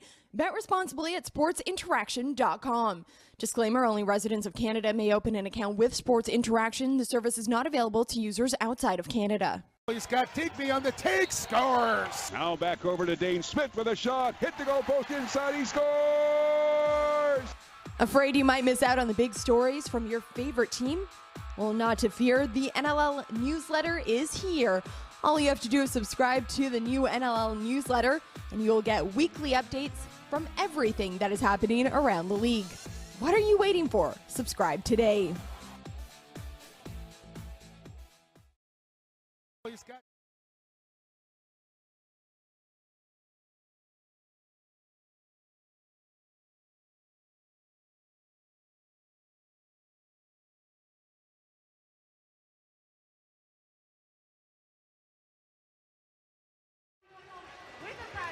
Welcome back to the Loud House. Tonight's broadcast is a copyright telecast of the National Lacrosse League Incorporated, which may not be transmitted, reproduced, or rebroadcast without the express written consent of the National Lacrosse League. Shots this quarter 9-5 in favor of the Rush. And 6 of those 9 shots, Mike, have come on the power play. So the Mammoth doing a good job 5-on-5, but they cannot keep taking these penalties. You know, they're going to be able to kill the penalty off to Downing. He's out in 4 seconds. They still have 1:37 seconds on the bench. Minor being served by Josh Sullivan. So key for them, kill off the penalty to Downing, see if they can't kill 30 off the Sullivan penalty and maybe get a reset. Flying across the floor, Greg Downing out of the box. Mammoth with the ball, trailing by 2, but shorthanded. Bounce, and it missed the net. Comes up high, though. McLaughlin got it. Quick feed. Shot. Score! What a great-looking shot by Noble. And it's 7-6 short-handed goal. And that's huge, because not only was it a great play by Brent Adams just to get that shot off, but he fought for that ball, caused a loose ball turnover, gets the ball to Jeremy Noble, who just fires a sidearm shot that beats Aaron Bold short side. And a shorthanded goal, that's the 9th of the year for the Mammoth, and it's a 1-goal game, 7-6. They got to build off that, Mike. They got to use this momentum. This is the loudest the crowd has been since they got that 4th goal of the game, and they really need to continue to build on this momentum. And it has been the penalty killing, hasn't it? Yeah, and that's, you know, I don't want to say it's been a strength of this Mammoth squad, but they've always been, you know, really effective when they've been down a man. Their short man unit may not be so hot, but their penalty killers have been. The Rush still have a minute, though. Sullivan in the penalty box. Shot, and it dribbled off the arm of Ward and goes wide. Big save from Dylan Ward. Scoop back. Given towards Knight. Church gets the ball back, gives it to Matthews, fights his way through and bounced it in. A power play goal. And Matthews, who's been off, hasn't quite had the game that we thought he would be having. The Mammoth have done a great job containing him, gets loose. Yeah, it's just his second point of the night, a goal and assist tonight for Mark Matthews, but that all stemmed on a reverse seal pick from Curtis Knight. And the Mammoth really rotated well to get to Mark Matthews, but they swung after a stick, which allowed him to get free underneath, and he bounced that one 5-hole past Dylan Ward to regain the 2-goal lead.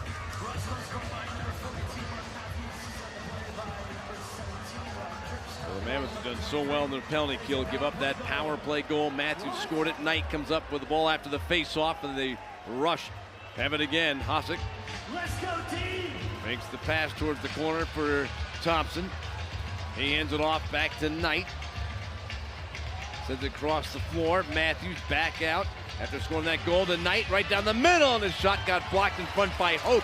The defenseman for the Mammoth blocked it. Yeah, Hope is just so good at that. And, you know, defenders have no worries jumping in front of shots to take one for the team, and Hope has done it time and time again for the Mammoth, and that was a great opportunity there that stopped the shot from a clear shot going in on net. Wardle zipped the pass across. Gets it back, his shot gets blocked, and the Rush transition. Under 3 minutes left to go in the 3rd quarter. 8-6 lead for Saskatchewan. They've had the lead since the started this second half. Tinsdale gives to Matthews, trying to power his way through, loses the ball. Scooped away and taken back by Sweeting for the Mammoth up the floor. Oh, and Capito gets stopped. Oh, that could have been a great momentum switch there for the Mammoth, but Aaron Bold showing why he leads the league in wins. Big save. Capito just ran out of room. Cut across the net a little too far, didn't have much of an angle to shoot at, but nice job by Aaron Bold to stay with one of the fastest guys in the NLL. In it. Gets it back, he shoots, and Ward came out to cut down the angle and makes the save. And dashing up the floor, Coates. Across the timeline. Adams snapped the pass across. 8-6 lead for the Rush. Mammoth, 15 seconds left on the shot clock. Crawford onto the floor, makes the pass towards Self. Cuts back, trying to use that screen. Cuts back again, right down the middle and off the post. Rebound shot, and that one skimmed and hit. Holding goes wide and then out of play. Great job by Eli McLaughlin and Brad Self in the two-man game way up high. Self got the lane, took that shot, rang it off the bar, and then Noble, quick with the rebound, rang it off the far post. So unlucky there for Colorado. Two great scoring opportunities. Eli McLaughlin made that pass, and up top for Crawford, back towards McLaughlin, but it went over his stick. But a good bounce for the Mammoth, whipped across by Self. To the side of the net for Crawford, trying to get free. Stepped around one man, but lost the ball. And the Rush got it back.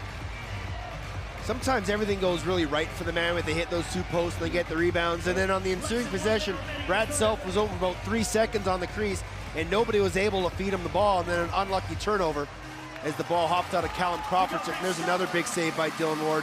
And what you're going to see here is this happened a couple weeks ago. He's just going to let the ball sit here until there's under 30 seconds left, until they can have the last possession of the game. And we have a delayed penalty coming up here. Actually, this one's going to go against Colorado. And it's going to be a holding the stick call in Colorado. So essentially, Dylan Ward has now given Colorado Saskatchewan last possession unknowingly. And now this is 4 straight penalties given to the Saskatchewan Rush, or power plays given to the Saskatchewan Rush. Penalties called on Colorado as now Robert Hope will go to the box 2 minutes or less on a holding the stick violation. And that's not what you want. Give this Rush squad, this really potent power play unit, a chance to go 3 up to heading into the 4th. They just scored a power play goal.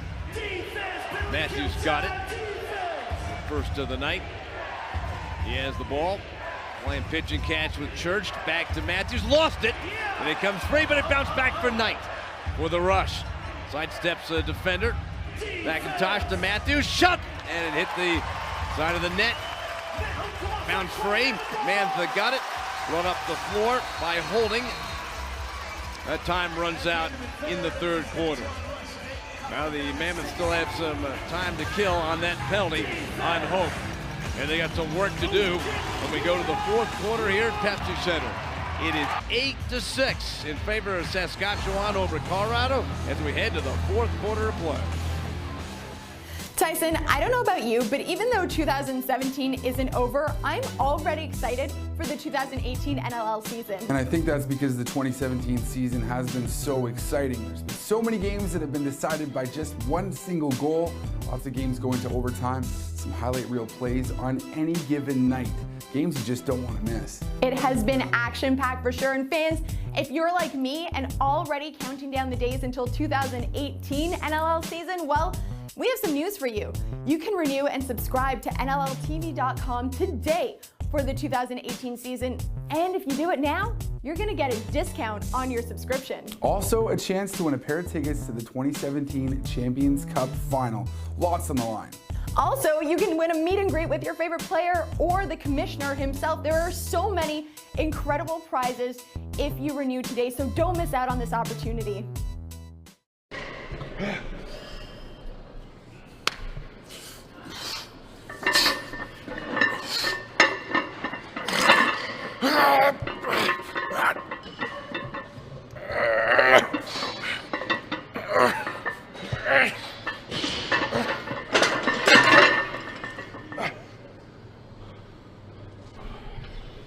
Come on now. Want a little heat? Yeah. Here we go. On 3. Boom. Drop it. Up, up, up, up.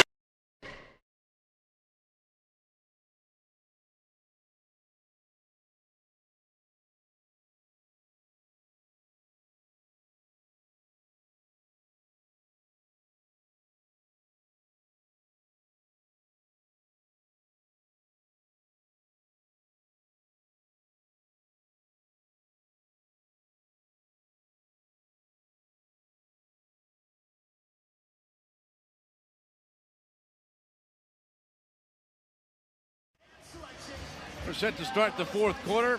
Saskatchewan leads 8-6. Teddy, take me through how we got to this point in the game. Yeah, Chris Wardle started things off. It was a great start for Colorado as he gets that power play goal to make it 1-0. And then they jumped out to a 4-1 lead thanks to that Callum Crawford goal. And that was sort of the last run that this Mammoth team would go on. Keenan makes it 4-4.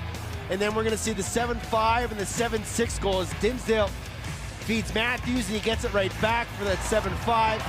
And we just couldn't really, for the Mammoth, couldn't really get right back into it. That made it 7-6 as Jeremy Noble gets one back. And then this Mark Matthews goal, his first tonight on the power play between the legs of Dylan Ward.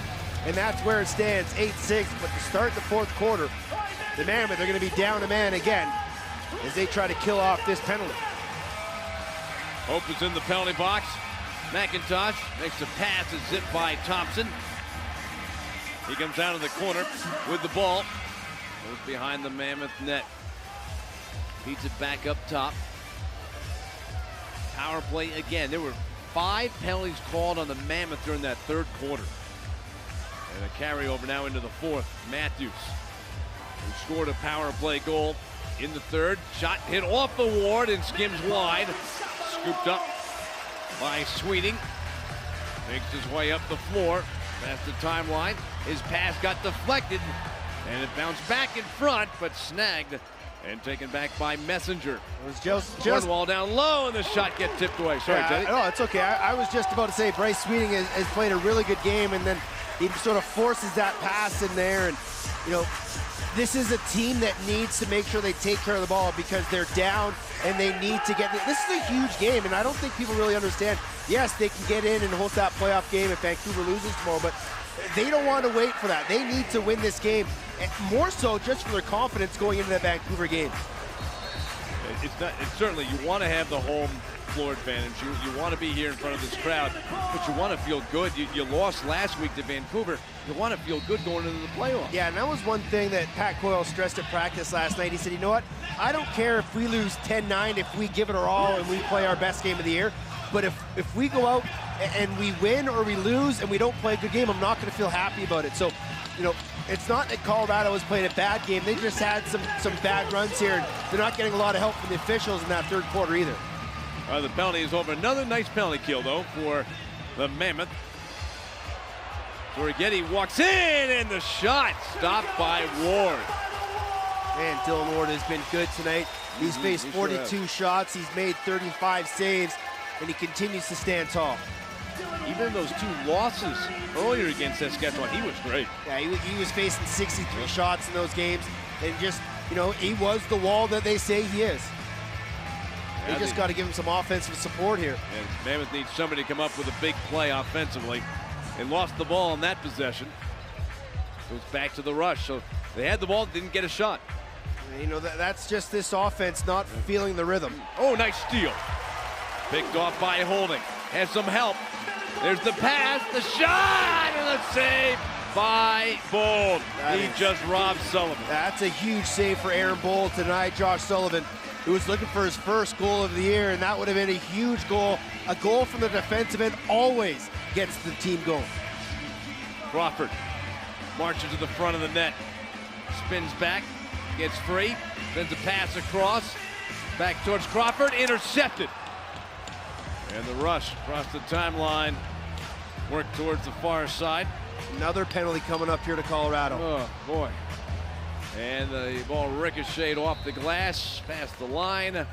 And another power play coming up for Saskatchewan. This one's going to be a too many men call. As Colorado left a little too early, but now that's 6th straight penalties called on this Colorado team. Illegal substitution. And you can't, if you, in a game where you're trying to get back in, you cannot just continue to put yourself down, man. You're not going to be successful. Yes, they have a shorthanded goal. Yes, they're only down 2 with still 12 minutes to play.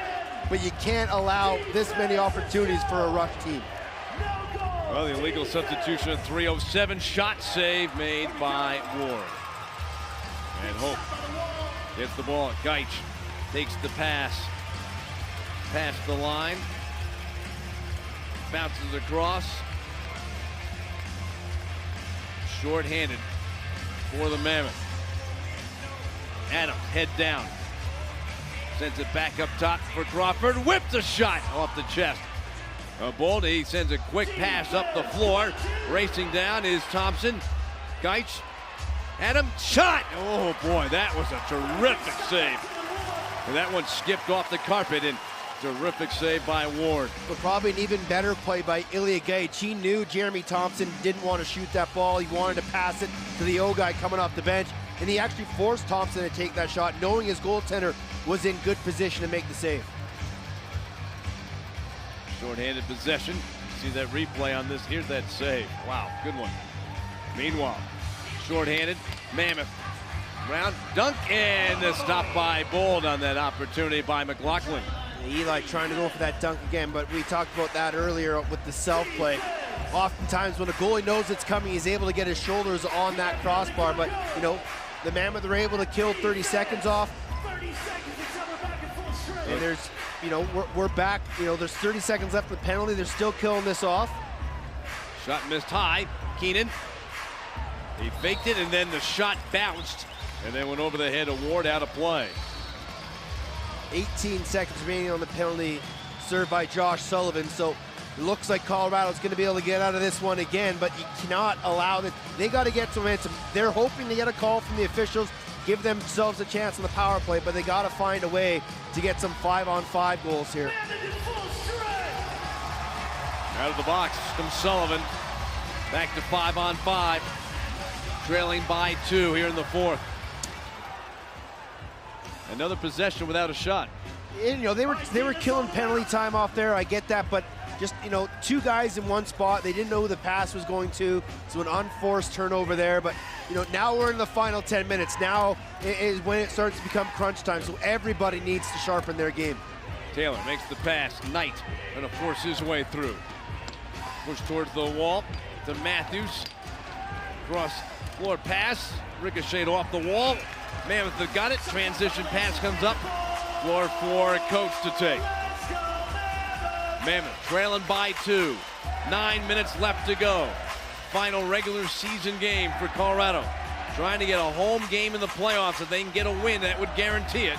Bounced off of Adams. Popped up in the air. Taken by Reinhold. Up the floor. Down low, and a diving shot missed wide. And the Mammoth quickly transition up the floor. Adams has got it for Colorado. Snapped a rocket off that goes wide into the corner after Bold had made that save on Adams. I'm not sure what Colorado was thinking there. They had a great transition break, but they sent Callum Crawford, the first man off the bench. He's a right-hander on the wrong side of his floor. Need to send a lefty there. Steal made by by Cornwall, and he makes another pass, and it's finished by McIntosh. His 3rd goal of the game, and again, what a pass by Jeff Cornwall. Yeah, Cornwall up the floor with speed in transition, gives to McIntosh, able to dunk it over the far shoulder of Dylan Ward. But just again, just offensively, this team just doesn't seem to be in sync. I don't know if it's the loss of Zach Greer, if it's not having Stephen Keogh, but they're not moving their feet. They're not getting passes seamlessly through the middle, and they continue to turn the ball over. And another transition goal, all started by the wheels of Jeff Cornwall. Now it's a 3-goal game, the biggest lead for the Rush. After the face-off, boy, we just saw Holding get necktied. And there is a penalty going to be coming up here to the Rush. So the Mammoth are going to get a chance to go on the power play and try to swing the momentum back. Because right now, Saskatchewan's got a 3-goal lead in the fourth quarter.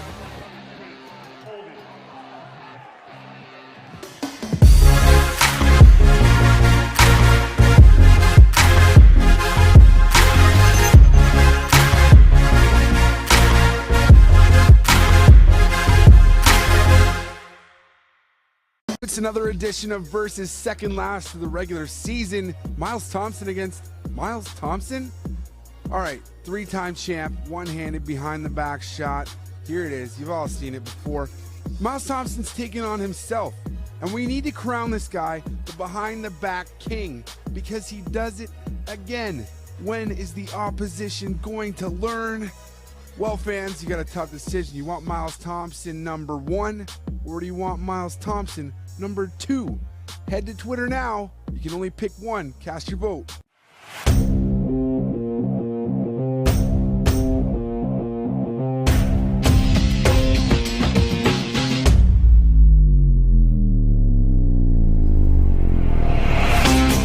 If you're a player looking for a lightweight head that delivers power and control, string up the Under Armour Command Low.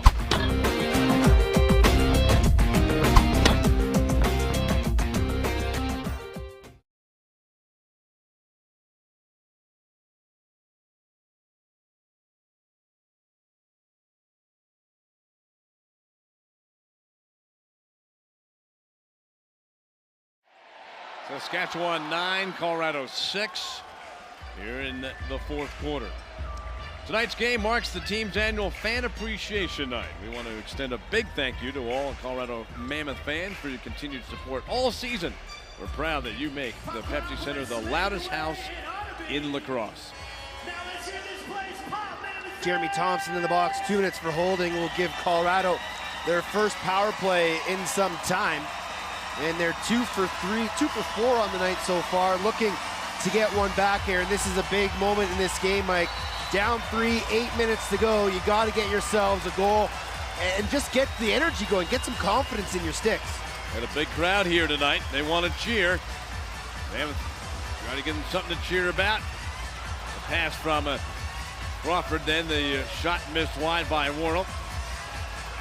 Noble walking his way in behind his back, and then the shot and spinning around at Bold trying to find the ball. He's got it. Oh, there was a chance there, but Bold came up with it, and the Rush have it. The Rush were successful on the power play to start the game because they were moving their feet. They had guys cutting through, and they were throwing those diagonal passes. The last few opportunities on the power play, very stagnant, not a lot of cutters and outside shots. Long pass over the outstretched stick of Gillis, hustling into the corner to get to it. Wardle came up with the ball. Flips it towards Noble. He sets up on the power play. Still a minute left to go in this advantage for Colorado. Shot missed wide. Bounce straight for Crawford. Set off the post. And back to Crawford. Wardle had that chance, but it hit the post. Crawford, Noble. Back to Crawford. He shoots and deflected off of one of the Rush players. 15 seconds left. Crawford up top for Noble. He shoots and it bounced wide. Messenger pulled down. And the ball came free. Noble dancing back behind the net. Gets around the crease. Gives to Crawford. His shot stopped by Aaron Bold. And it's the Rush with the ball. Better there from the Mammoth on the power play. Better movement, better play, set plays, guys cutting through. Just unable to get clear shots from the top. Anytime a guy in the top center of the power play has the ball, both defenders from the Rush are collapsing and putting sticks in the lane, and that kills the penalty. Matthews charging in front, scores. Wow. 6'5", 230 pounds. He's like a runaway truck coming at you if you're the goaltender. And he had a free lane, and he scores his second of the game. And there's not too many guys that are so effortless on that shot. And Matthews got Dylan Ward to drop early. He does what John Grant Jr. used to do. Look far low, shoot short high, and not much a goalie can do there, and it's a 4-goal game. But the Mammoth were up 3 earlier in this game, allowed Saskatchewan to go on a run. And although Colorado hasn't been able to really go on any runs recently, there's still plenty of time. They just got to start with one. Earlier this season, they were trailing in the game 11-10, scored 4 in a row to win it. So they need to get that offense ignited. 5:45 left to go. Shot saved by Bold. Looking to go up the floor. It's a Torrigetti. Tough angle shot there from Eli McLaughlin. He had the lane, but was unable to get to the top of the crease, and Aaron Bold will make that save 9 times out of 10. So Matthews with that goal now with 2 goals and an assist in the game. The last one coming at 9:04 to make it 10-6 in favor of Saskatchewan. Bishop, who's got 3 goals, trying to wrap it around and back it up. Ward was able to make the save. They'll have to reset the net as the Mammoth transition to offense. Gills makes the handoff. Pass comes wide for Adams. 1-on-1 push back. Up top for Crawford. Now less than 5 minutes to go. Wardle bouncer and the save made by Bold. Racing up is Hasek. Sends it across. Cornwall bouncing it wide of the net. Comes hard off the glass. And the Mammoth have possession. The one thing Saskatchewan's doing really well offensively that Colorado hasn't been able to do is just guys off ball getting open. And Colorado continues to try to work on ball. The Rush, their bread and butter is guys cutting through off ball, which Colorado really hasn't been able to do offensively. Rue couldn't get the pass through. And the Rush with possession, just over 4 minutes left to go. Messenger extending the stick. Got poke, follows up, has it. Sends the pass to the corner. 10 seconds left in the shot clock for Saskatchewan. Church wheels it around for Matthews.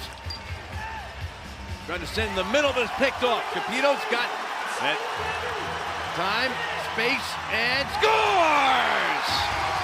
Joey Capito. He's just too fast. He was not going to get caught. And he scores a big goal for the Mammoth. Can they use that? There's still 3:46 left, Teddy. Yeah, Joey's really trying to pump this crowd up after that goal. Picks it off halfway into his own zone. Just able to outleg Robert Church. And then he goes twister 5-hole on Aaron Bold. And that's a big goal. The 9th of the year for Capito in transition. Makes the 3-goal game with 3:45 remaining. Still a lot of lacrosse to go. This becomes an important face-off for Dan Coates to win, and every possession is important from here on out. And he looked back 3 times and never lost a step. I mean, that is It's incredible how fast Joey Capito is. He just continues to be able to outrun guys, especially late in the game. But those unforced turnovers just continue to hamper Colorado. And, you know, it's just simple plays of guys not focusing, guys thinking too far ahead and not concentrating, looking that ball into their stick. That gives the ball back to Saskatchewan. Keenan has had a big game for the Rush with the ball. Up top, cutting in the shot, and it balled around, but didn't go in on the McIntosh opportunity there. Almost another unforced turnover there by Colorado. You got 3 minutes left to go. Down by 3. Crawford out of the corner, in front, the chance, and it was deflected. And Thompson sends it up the floor. Corbeil. The next possession the Mammoth will have will be with just over 2 minutes left. You can probably expect Dylan Ward to start doing some half-field sprints. Taylor for the Rush. Cuts across.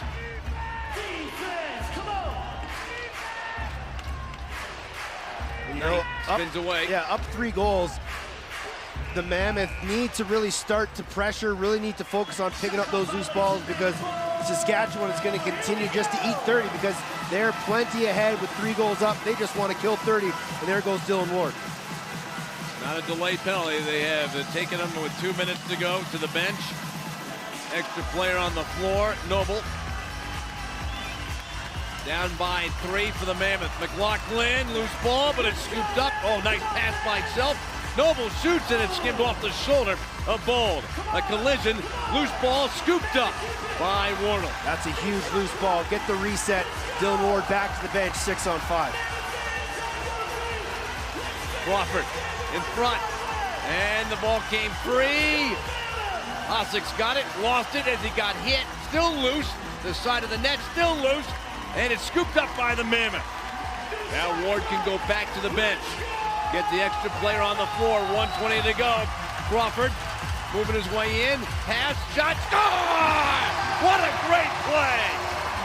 We've seen that before, Crawford to Wardle, and it worked. And now it's 10-8 with 1:15 to go. Yeah, Crawford really set that up as the defense kind of knew where Wardle was, but he got far enough behind Matt McGrady, the low corner defender there for the Rush. And a great diagonal no-look feed, and Wardle, whose money on the crease, was able to stay out of the crease and gets his second of the night. And with 75 seconds left, they'll take a look at this one. Was he in the crease or not, right? That's what they're looking at. They're looking at that. In under 2 minutes, they look at everything. Right. And so head official Mark Gardoni will take a look at this one just to make sure Chris Wardle wasn't in the crease before that ball went across the line. All right, we'll go to break. We'll come back. We'll look at that review. For us, it looked like a good goal. We'll come back. It should be 10-8 favor of the Mammoth with 1:15 to go. Now for the Unstrung Hero of the Week, a player who may not have chipped in on the score sheet but contributed to his team's successes in some other ways. So, who have you got? Well, I want to start off with an honorable mention this week, and it is the dads of the Saskatchewan Rush. That's right.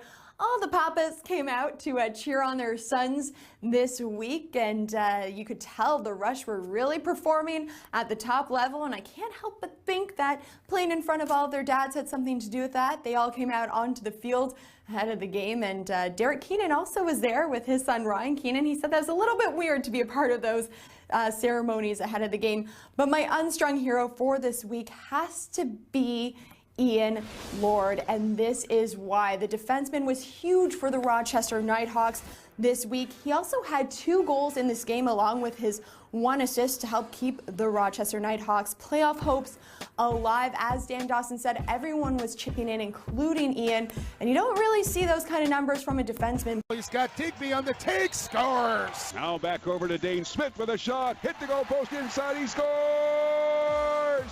Afraid you might miss out on the big stories from your favorite team? Well, not to fear, the NLL newsletter is here. All you have to do is subscribe to the new NLL newsletter, and you'll get weekly updates from everything that is happening around the league. What are you waiting for? Subscribe today. After the review, the goal stands, so it's the Rush 10, the Mammoth 8, and here comes a huge faceoff. Yeah, you know, Chris Wardle was ruled out of the crease before that ball went in, so it's a good goal, his second of the night. And just like the last faceoff, this faceoff becomes utterly important. Everybody that's on the floor has to be ready to go after that loose ball, battle for it, however you can pick up that loose ball.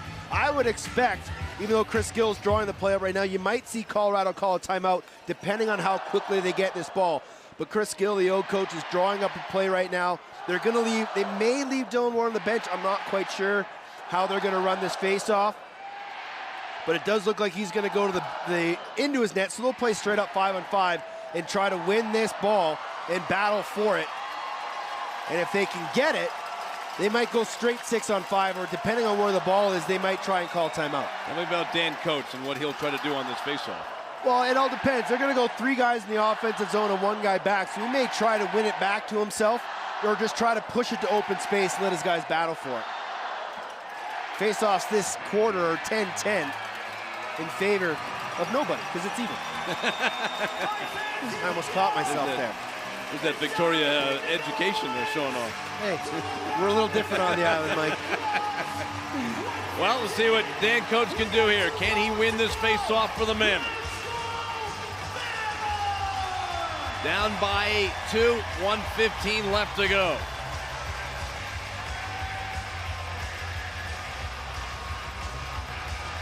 Thompson for the Rush. And the ball came free. It's Thompson who gets to it.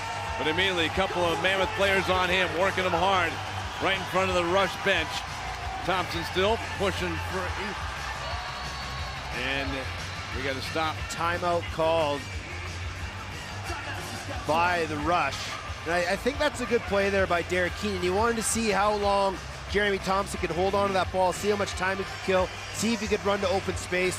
But he realized that wasn't going to happen, so he calls timeout. And it'll be interesting to see how Pat Coyle goes here. They may try and pull Dylan Ward and just double the ball right away.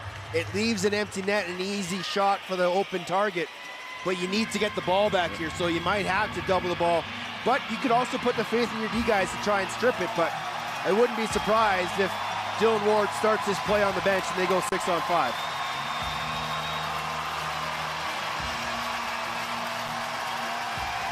You can see head coach for the Mammoth. It was Saskatchewan who called that timeout, but gives the Mammoth an opportunity to get some strategy.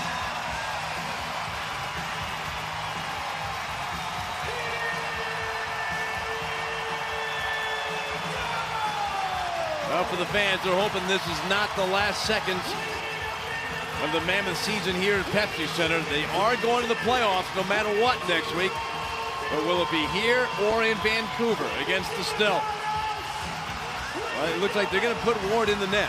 Yeah, they'll run Dylan Ward in the net. They're going to start Callum Crawford all the way in the offensive zone and play this 4-on-4. 19 seconds left on the shot clock. A minute 1 left in the game. So there is time. They got Greg Downing playing the ball. See if he's one of their best one-on-one defenders. See if he can't strip this here from Robert Church. Church dancing. I think that's Curtis Knight. Knight. Right? Yeah. So Knight dancing around. He's able to get a pass away. Crawford goes back to the bench. Church gets free behind the Mammoth net. And that's all the Rush wanted to do. Eat 30 seconds, kill as much time as they could. There goes Dylan Ward, 40 seconds left. They passed the timeline with 36 seconds remaining. The pass popped up in the air. They gotta go. Noble down the middle. Pass. Shot by Rue. Gets blocked. Loose ball. Wardle's got it, but there's just 20 seconds to go. Noble. Pass. Right on top of the crease. Oh, the Mammoth called timeout. Unlucky. Mammoth called timeout. Selfer was on top of the crease. And so with, I'm not even sure how much time is left, about 30-odd seconds or so left in this game. And they're going to call timeout, drop a 6-on-5 play here, see if they can't get one. And then it all comes down to that last face-off. So this will be a massive 6-on-5 here. See what Chris Gill can draw up. 23 seconds officially left in this game, I think. Still not really sure. Well, you look at the attendance for 2017 in the National Lacrosse League, and for Colorado, good crowd, over 14,000 on average. A great crowd tonight on a very snowy evening here in Denver, but they turned out this evening hoping to see the Mammoth clinch a home playoff spot. There's still some hope. You got to score it quickly. 16 seconds left. There's no 30-second shot clock, so they got to go quick right here. Pass over to Crawford in low shot. Score! They did it! They scored! And there's still 11.6 seconds left. Eli McLaughlin with a one-timer. I wasn't really expecting it. I thought the Rush were kind of expecting a different set play, and that's just an easy 1-2 pass. McLaughlin finds the seam, beats Bold, and with 11.6, it's all going to be on the shoulders of Dan Coates. Dylan Ward's going to start on the bench. They'll play this 6-on-5. They'll have 3 guys in the front offensive zone, 2 guys straight back. I'm not sure why they're doing that. Only need 1 guy back there. And Coates is going to try to win this all the way back to Cam Holding, and they're going to have to sprint the floor and try to score one here at the death. Well, not surprised that this game is as close as it is. That's how this series has been this season. And for the Mammoth, they've got one more chance here if they can win this faceoff. Yeah, referee Mark Rodonio is looking at this one as they do all goals under 2 minutes, and this is a quick challenge. No real reason to look any further. Everybody was out of the crease. Call on the floor stands. Good goal. And now with 11.6 seconds, the biggest face-off of the year here for Dan Coates, one-on-one against Jeremy Thompson. And it's got to be quick. Yeah. It's got to be quick. You either got to win it back clean to Cam Holding or flip it up to yourself. And Jeremy Thompson's going to try to clamp it and push it to open space for himself to battle for it. The ball is down, and it is pushed Thompson just trying to stay on top of it. It came free. Grabbed and brought up the floor. Here's a chip. Oh, the last shot taken by Cameron Holding and stopped by Bolt. They got it done in terms of getting that last shot, but they came up short. Wow, what a finish, though. They gave themselves a chance there, Teddy. Oh, what an effort from Cam Holding. Able to scoop out that loose ball. Didn't force it, took what was in front of him. And the defense parted. They said, you know what, if anyone's going to beat us, it's going to be a D guy. And unfortunately, Cameron Holding couldn't put it past Aaron Bowles. And another classic between these two, longtime foes. Oh, what a finish. And unfortunately, coming up empty. Ward was great tonight. And the Mammoth gave it everything they could coming from behind. All right, we're going to take a timeout. When we come back, we'll wrap it up with highlights, all the goals, all the stats. Our final score from Pepsi Center, it was the Rush 10 and the Mammoth 9. Back with all the highlights and stats from tonight's game in a moment.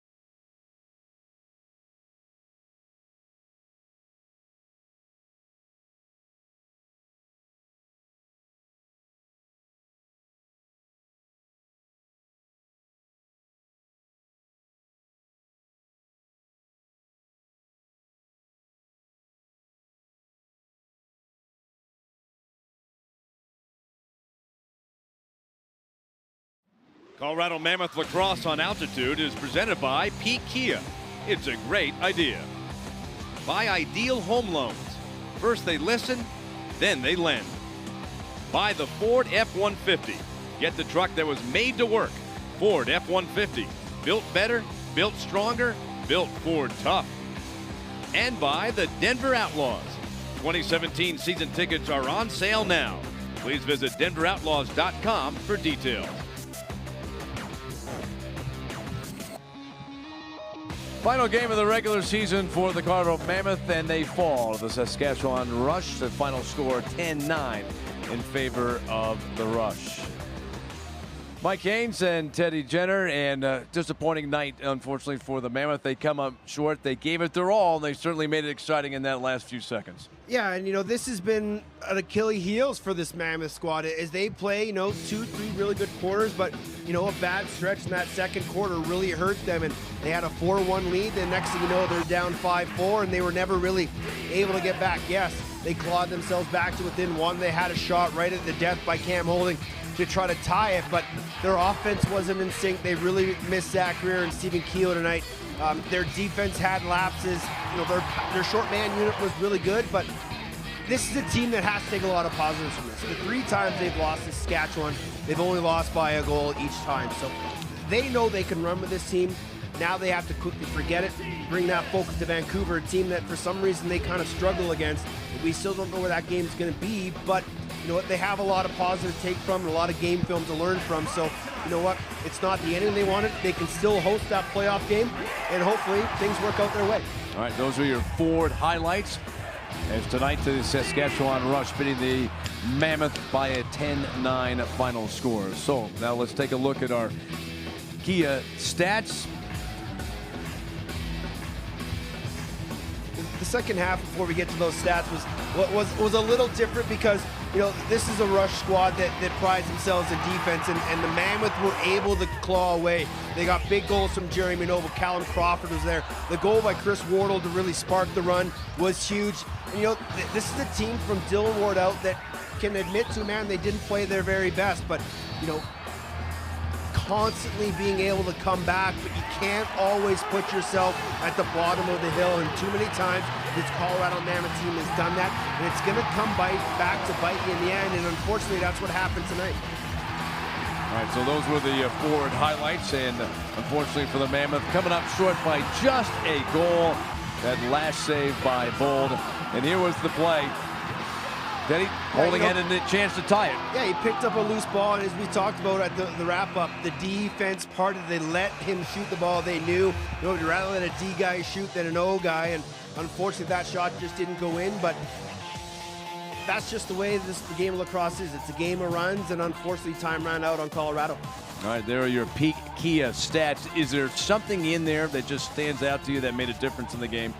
I think the shots, you know, the shots on and the shots off will be a big thing that this coaching staff will look at. They had the advantage of the shots, but the amount of shots they didn't get on target is something that this coaching staff has often been preaching needs to be better.